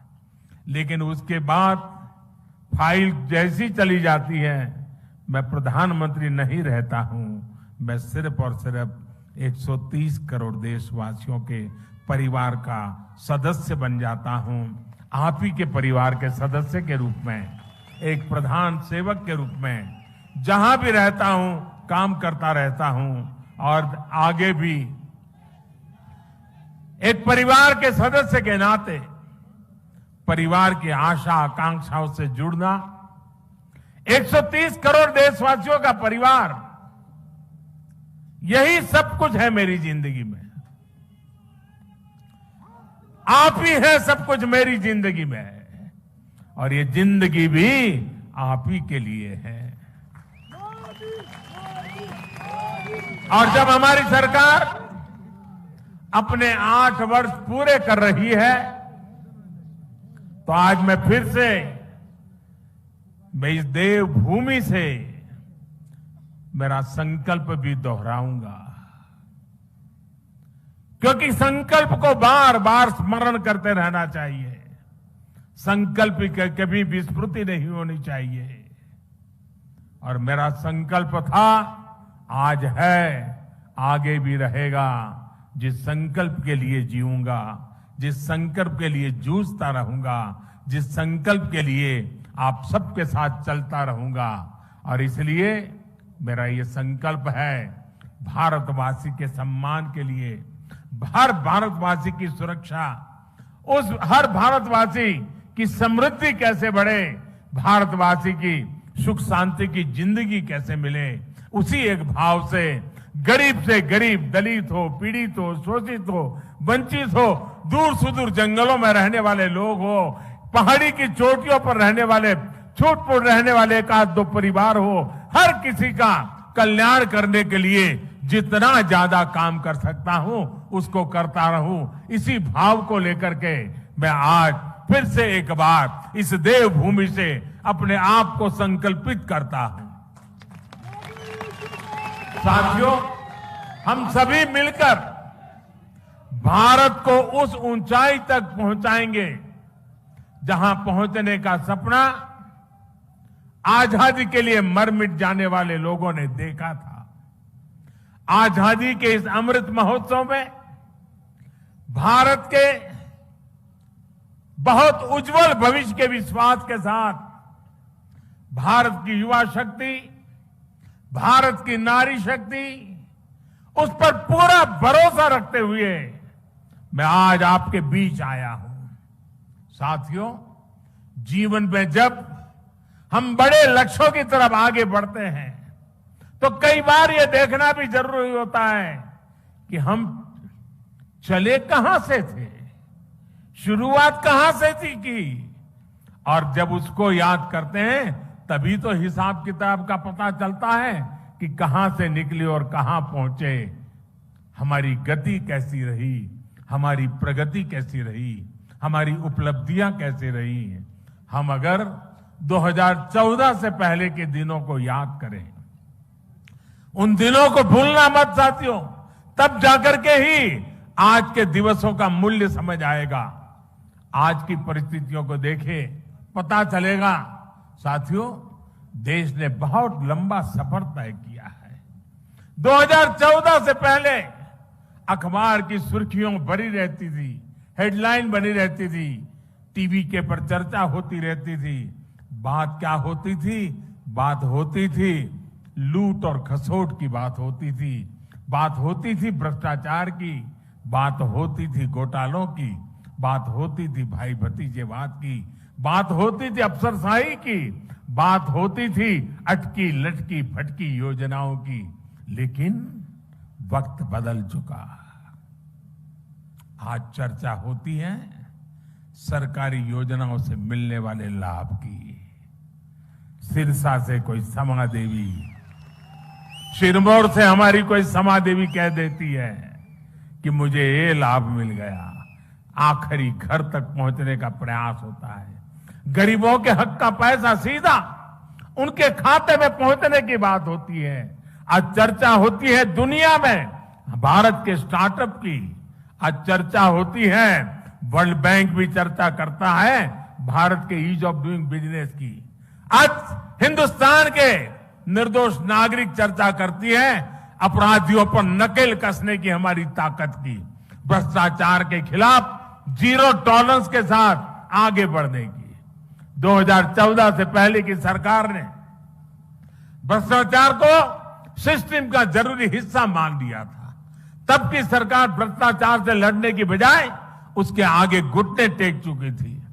तब देश देख रहा था कि योजनाओं का पैसा जरूरतमंद तक पहुंचने के पहले ही लूट जाता है। लेकिन आज चर्चा जनधन खातों से मिलने वाले फायदों की हो रही है। जनधन, आधार और मोबाइल से बनी त्रिशक्ति की हो रही है। पहले रसोई में धुआं सहने की मजबूरी थी, आज उज्ज्वला योजना से सिलेंडर पाने की सहूलियत है। पहले खुले में शौच की बेबसी थी, आज घर में शौचालय बनवाकर सम्मान से जीने की आजादी है। पहले इलाज के लिए पैसे जुटाने की बेबसी थी, आज हर गरीब को आयुष्मान भारत का सहारा है। पहले ट्रिपल तलाक का डर था, अब अपने अधिकारों की लड़ाई लड़ने का हौसला है। साथियों, 2014 से पहले देश की सुरक्षा को लेकर चिंता थी, आज सर्जिकल स्ट्राइक, एयर स्ट्राइक का गर्व है। हमारी सीमा पहले से ज्यादा सुरक्षित है। पहले देश का नॉर्थ ईस्ट अपने असंतुलित विकास से, भेदभाव से आहत था, दुखी था। आज हमारा नॉर्थ ईस्ट दिल से भी जुड़ा है और आधुनिक इंफ्रास्ट्रक्चर से भी जुड़ रहा है। सेवा, सुशासन और गरीबों के कल्याण के लिए बनी हमारी योजनाओं ने लोगों के लिए सरकार के मायने ही बदल दिए हैं। अब सरकार माई बाप नहीं है, वो वक्त चला गया। अब सरकार सेवक है, सेवक, जनता जनार्दन की सेवक है। अब सरकार जीवन में दखल देने के लिए नहीं, बल्कि जीवन को आसान बनाने के लिए काम कर रही है। बीते वर्षों में हम विकास की राजनीति को देश की मुख्य धारा में लाए हैं। विकास की इसी आकांक्षा में लोग स्थिर सरकार चुन रहे हैं, डबल इंजन की सरकार चुन रहे हैं। साथियों, हम लोग अक्सर सुनते हैं कि सरकारें आती हैं, जाती हैं, लेकिन सिस्टम वही रहता है। हमारी सरकार ने इस सिस्टम को ही गरीबों के लिए ज्यादा संवेदनशील बनाया, उसमें निरंतर सुधार किए। पीएम आवास योजना हो, स्कॉलरशिप देना हो या फिर पेंशन योजनाएं, टेक्नोलॉजी की मदद से हमने भ्रष्टाचार का स्कोप कम से कम कर दिया। जिन समस्याओं को पहले परमानेंट मान लिया गया था, हम उसके परमानेंट सॉल्यूशन देने का प्रयास कर रहे हैं। जब सेवा, सुशासन और गरीब कल्याण का लक्ष्य हो, तो कैसे काम होता है, इसका एक उदाहरण है डायरेक्ट बेनिफिट ट्रांसफर स्कीम। अभी मैं जो कह रहा था, डीबीटी के माध्यम से, डायरेक्ट बेनिफिट स्कीम के माध्यम से 10 करोड़ से अधिक किसान परिवारों के बैंक खाते में सीधे 21,000 करोड़ रुपए ट्रांसफर हो गए। ये हमारे छोटे किसानों की सेवा के लिए है, उनके सम्मान की निधि है। बीते 8 साल में ऐसे ही डीबीटी के जरिए हमने 22 लाख करोड़ रुपए से ज्यादा सीधे देशवासियों के अकाउंट में ट्रांसफर किए हैं। और ऐसा नहीं हुआ कि 100 पैसा भेजा तो पहले 85 पैसा लापता हो जाता था। जितने पैसे भेजे वो पूरे के पूरे सही पते पर, सही लाभार्थी के बैंक खातों में भेजे गए हैं। साथियों, आज इस योजना की वजह से 2.25 लाख करोड़ रुपए की लीकेज रुकी है। पहले यही 2.25 लाख करोड़ रुपए बिचौलियों के हाथों में चले जाते थे, दलालों के हाथों में चले जाते थे। इसी डीबीटी की वजह से देश में सरकारी योजनाओं का गलत लाभ उठाने वाले 9 करोड़ से ज्यादा फर्जी नामों को हमने लिस्ट से हटाया। आप सोचिए, फर्जी नाम कागजों में चढ़ाकर गैस सब्सिडी, बच्चों की पढ़ाई के लिए भेजी गई फीस, कुपोषण से मुक्ति के लिए भेजा गया पैसा, सब कुछ लूटने का देश में खुला खेल चल रहा था। ये क्या देश के गरीब के साथ अन्याय नहीं था? जो बच्चे उज्जवल भविष्य की आशा करते हैं, उन बच्चों के साथ अन्याय नहीं था? क्या ये पाप नहीं था? अगर कोरोना के समय यही 9 करोड़ फर्जी नाम कागजों में रहते तो क्या गरीब को सरकार के प्रयासों का लाभ मिल पाता क्या?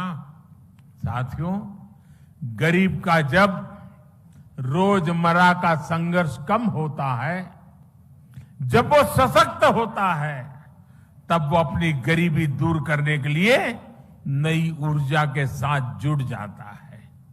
इसी सोच के साथ हमारी सरकार पहले दिन से गरीब को सशक्त करने में जुटी है। हमने उसके जीवन की एक एक चिंता को कम करने का प्रयास किया। आज देश के 3 करोड़ गरीबों के पास उनके पक्के और नए घर भी, जहां आज वो रहने लगे हैं। आज देश के 50 करोड़ से ज्यादा गरीबों के पास 5 लाख रुपए तक के मुफ्त इलाज की सुविधा है। आज देश के 25 करोड़ से अधिक गरीबों के पास 2-2 लाख रुपए का एक्सीडेंट इंश्योरेंस और टर्म इंश्योरेंस है, बीमा है। आज देश के लगभग 45 करोड़ गरीबों के पास जनधन बैंक खाता है। मैं आज बहुत गर्व से कह सकता हूं कि देश में शायद ही कोई ऐसा परिवार होगा जो सरकार की किसी न किसी योजना से जुड़ा न हो, योजना उसे लाभ न देती हो। हमने दूर सुदूर पहुंचकर लोगों को वैक्सीन लगाई है। देश करीब 200 करोड़ वैक्सीन डोज के रिकॉर्ड स्तर पर पहुंच रहा है। और मैं जयराम जी को बधाई दूंगा। कोरोना काल में जिस प्रकार से उनकी सरकार ने काम किया है, और उन्होंने ये टूरिस्ट डेस्टिनेशन होने के कारण टूरिज्म के लिए तकलीफ न हो, इसलिए उन्होंने वैक्सीनेशन को इतना तेजी से चलाया। हिंदुस्तान में सबसे पहले वैक्सीनेशन का काम पूरा करने वालों में जयराम जी की सरकार अग्रिम पंक्ति में रही। साथियों, हमने गांव में रहने वाले 6 करोड़ परिवारों को साफ पानी के कनेक्शन से जोड़ा है, नल से जल। साथियों, हमने 35 करोड़ मुद्रा लोन देकर गांव और छोटे शहरों में करोड़ों युवाओं को स्वरोजगार का अवसर दिया है। मुद्रा लोन लेकर कोई टैक्सी चला रहा है, कोई टेलरिंग की दुकान खोल रहा है, कोई बिटिया अपना स्वयं का कारोबार शुरू कर रही है। रेहड़ी ठेले पटरी पर काम करने वाले लगभग 45 लाख साथियों को भी पहली बार बैंकों से ऋण मिला है, अपने काम को बढ़ाने का रास्ता मिला है। और जो प्रधानमंत्री मुद्रा योजना है ना, मेरे लिए संतोष की बात है, उसमें 70% बैंक से पैसा प्राप्त करने वालों में 70% हमारी माताएं बहनें हैं, जो एंटरप्रेन्योर बन करके आज लोगों को रोजगार दे रही है। साथियों, यहां हिमाचल प्रदेश के तो हर घर से शायद ही कोई परिवार ऐसा होगा जिस परिवार से कोई सैनिक न निकला हो। ये वीरों की भूमि है जी, ये वीर माताओं की भूमि है जो अपने गोद से वीरों को जन्म देती हैं, जो वीर मातृभूमि की रक्षा के लिए 24 घंटे अपने आप को खपाते रहते हैं। साथियों, ये जो सैनिकों की भूमि है, ये सैन्य परिवारों की भूमि है। यहां के लोग कभी भूल नहीं सकते कि पहले की सरकारों ने उनके साथ किस तरह का बर्ताव किया। 1 रैंक 1 पेंशन के नाम पर कैसे उन्हें धोखा दिया। अभी हम लद्दाख के एक पूर्व सैनिक से बात कर रहे थे, जीवन सेना में बिताया था, उसको पक्का घर हमारे आने के बाद मिल रहा है। साथियों, उनको निवृत्त हो गए भी 30-40 साल हो गए। साथियों, सैन्य परिवार हमारी संवेदनशीलता को भली भांति समझता है। ये हमारी ही सरकार है जिसने 4 दशकों के इंतजार के बाद 1 रैंक 1 पेंशन को लागू किया। हमारे पूर्व सैनिकों को एरियर का पैसा दिया। इसका बहुत बड़ा लाभ हिमाचल के हर परिवार को हुआ है। साथियों, हमारे देश में दशकों तक वोट बैंक की राजनीति हुई है।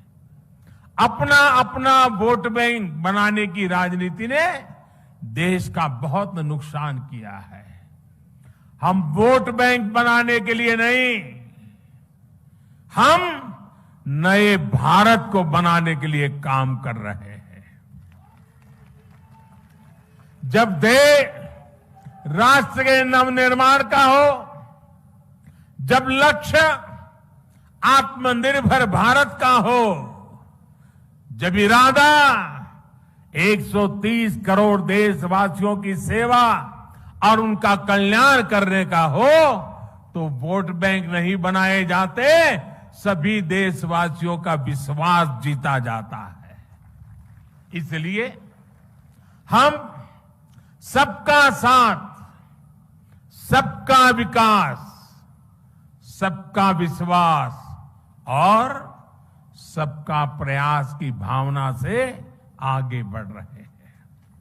सरकार की योजनाओं का लाभ सबको मिले, हर गरीब को मिले, कोई गरीब छूटे नहीं। अब यही सरकार की सोच है और इसी अप्रोच से हम काम कर रहे हैं। हमने 100% लाभ 100% लाभार्थी तक पहुंचाने का बीड़ा उठाया है। लाभार्थियों के सैचुरेशन का प्रण लिया है। 100% सशक्तिकरण यानी भेदभाव खत्म, सिफारिश खत्म, तुष्टीकरण खत्म। 100% सशक्तिकरण यानी हर गरीब को सरकारी योजनाओं का पूरा लाभ। मुझे ये जानकर अच्छा लगा कि जयराम जी के नेतृत्व में हिमाचल प्रदेश इस दिशा में बहुत अच्छा काम कर रहा है। हर घर जल योजना में भी हिमाचल 90% घरों को कवर कर चुका है। किन्नौर, लाहौल स्पीति, चंबा, हमीरपुर जैसे जिलों में तो 100% कवरेज हासिल की जा चुकी है। साथियों, मुझे याद है 2014 से पहले जब मैं आपके बीच आता था तो कहता था कि भारत दुनिया से आंख झुकाकर नहीं, आंख मिलाकर बात करेगा। आज भारत मजबूरी में दोस्ती का हाथ नहीं बढ़ाता है, और जब मजबूरी में दोस्ती का हाथ बढ़ाता है ना तो ऐसे बढ़ाता है। बल्कि आज भारत मदद करने के लिए हाथ बढ़ाता है और हाथ ऐसे करके ले जाता है। कोरोना काल में भी हमने 150 से ज्यादा देशों को दवाइयां भेजी हैं, वैक्सीन भेजी है, और इसमें हिमाचल प्रदेश के फार्मा हब बद्दी की भी बड़ी भूमिका रही है। भारत ने सिद्ध किया है कि हमारे पास पोटेंशियल भी है और हम परफॉर्मर भी है। अंतर्राष्ट्रीय संस्थाएं भी मान रही हैं कि भारत में गरीबी कम हो रही है, लोगों के पास सुविधाएं बढ़ रही है। इसलिए अब भारत को सिर्फ अपने लोगों की आवश्यकताएं ही पूरी नहीं करनी है, बल्कि लोगों की जागी हुई आकांक्षाओं को भी हमें पूरा करना है। हमें 21वीं सदी के बुलंद भारत के लिए, आने वाली पीढ़ियों के उज्जवल भविष्य के लिए अपने आप को खपाना है। एक ऐसा भारत जिसकी पहचान अभाव नहीं बल्कि आधुनिकता हो। एक ऐसा भारत जिसमें लोकल मैन्युफैक्चरर लोकल डिमांड को भी पूरा करे और दुनिया के बाजारों में भी अपना सामान बेचे।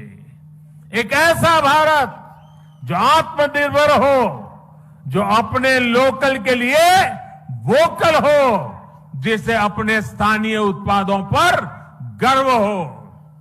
हमारे हिमाचल का तो हस्तशिल्प, यहां की वास्तुकला वैसे ही इतनी मशहूर है।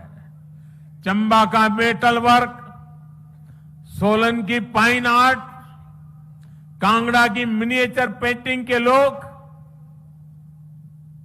और इसे देखकर टूरिस्ट लोग दीवाने हो जाते हैं। ऐसे उत्पाद देश के कोने कोने में पहुंचे, अंतर्राष्ट्रीय बाजारों की रौनक बढ़ाए, इसके लिए हम काम कर रहे हैं। वैसे भाइयों और बहनों, हिमाचल के स्थानीय उत्पादों की चमक तो अब काशी में बाबा विश्वनाथ के मंदिर तक पहुंच गई है। कुल्लू में बनी हमारी माताओं बहनें बनाती हैं। कुल्लू में बनी पोहलें सर्दी के मौसम में काशी विश्वनाथ मंदिर के पुजारियों और सुरक्षा कर्मियों की मददगार बन रही है।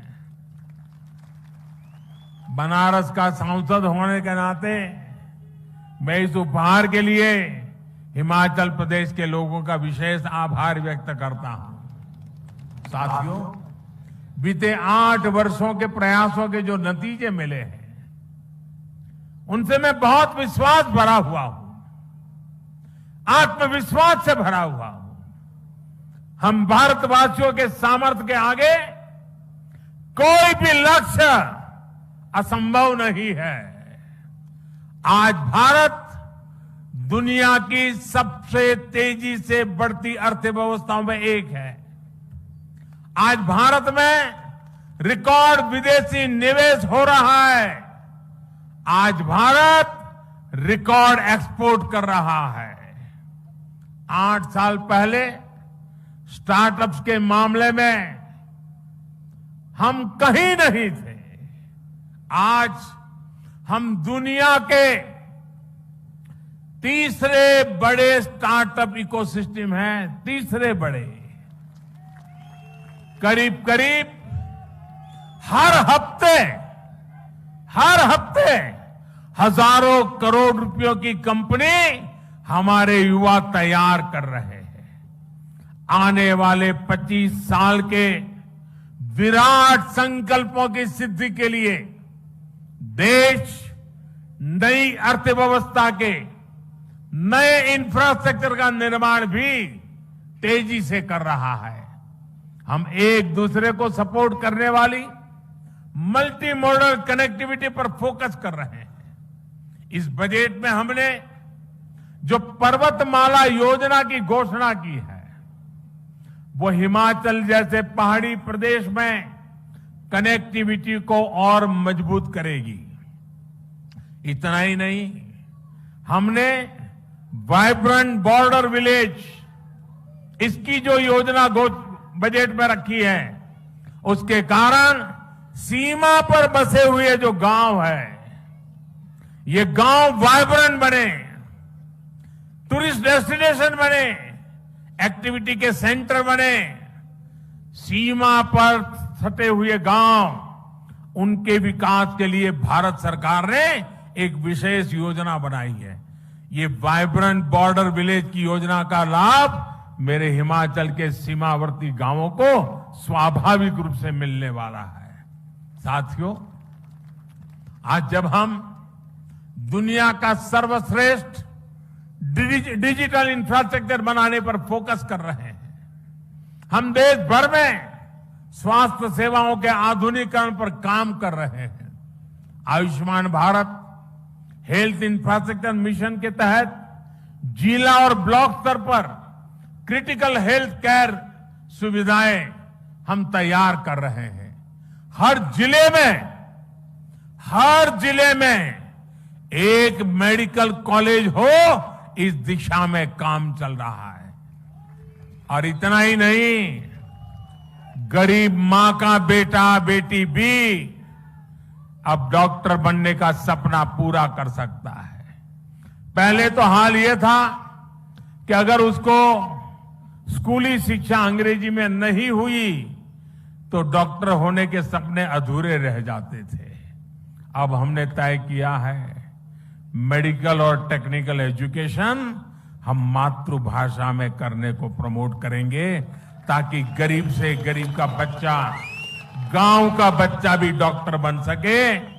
और इसलिए उसे अंग्रेजी के गुलाम होने की जरूरत नहीं पड़ेगी।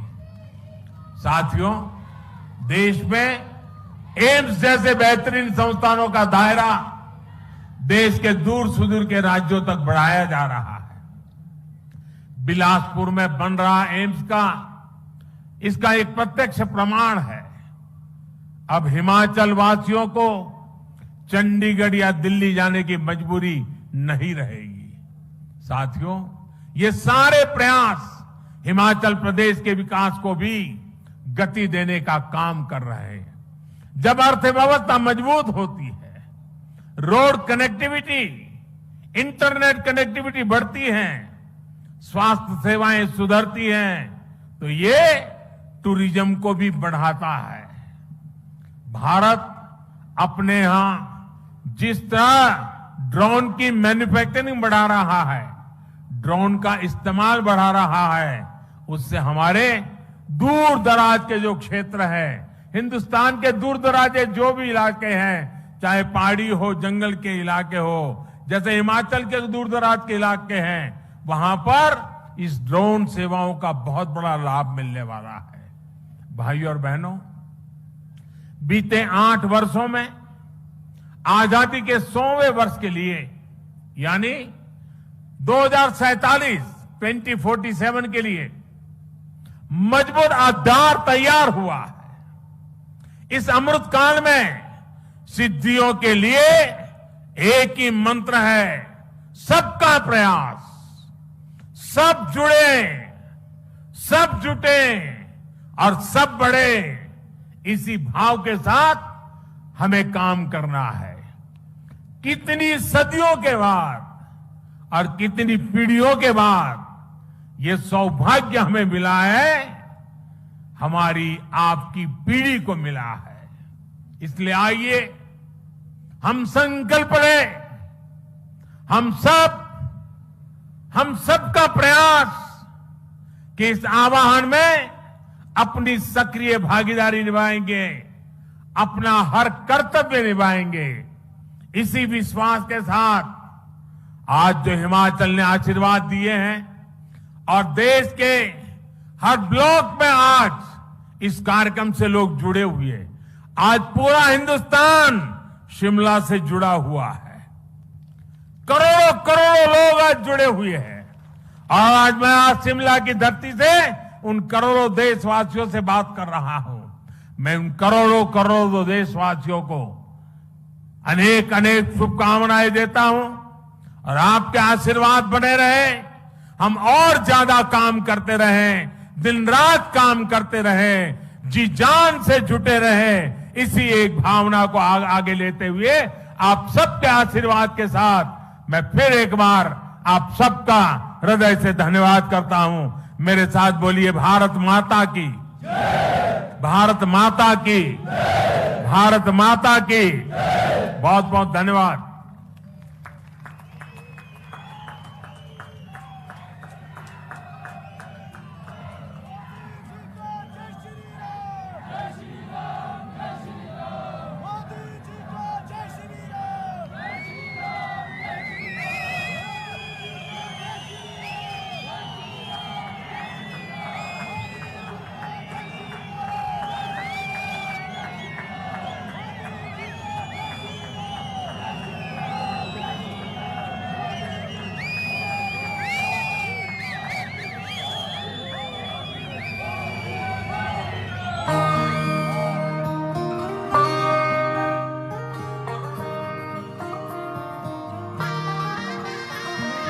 जन जन ने निर्णय लेकर भारत की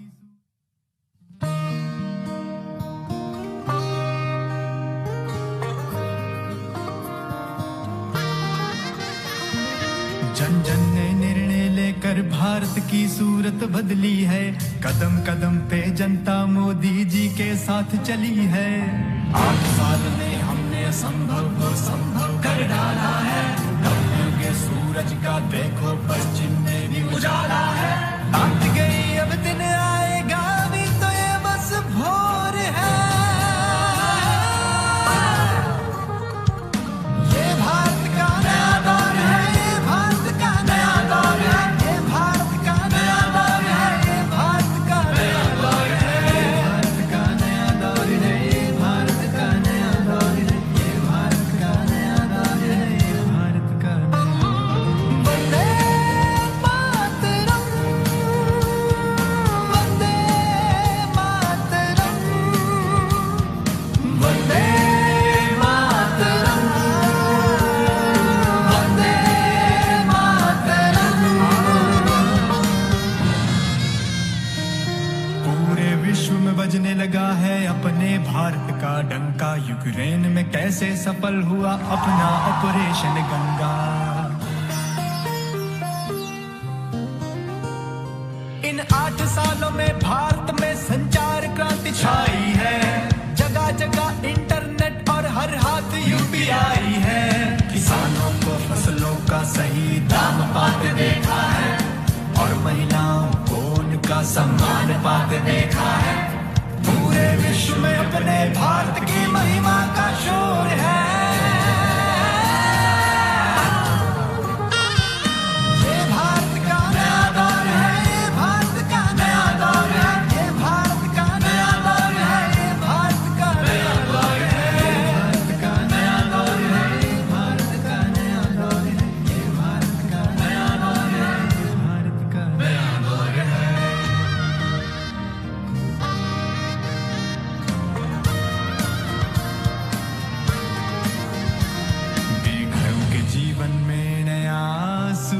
निकलते देखा है।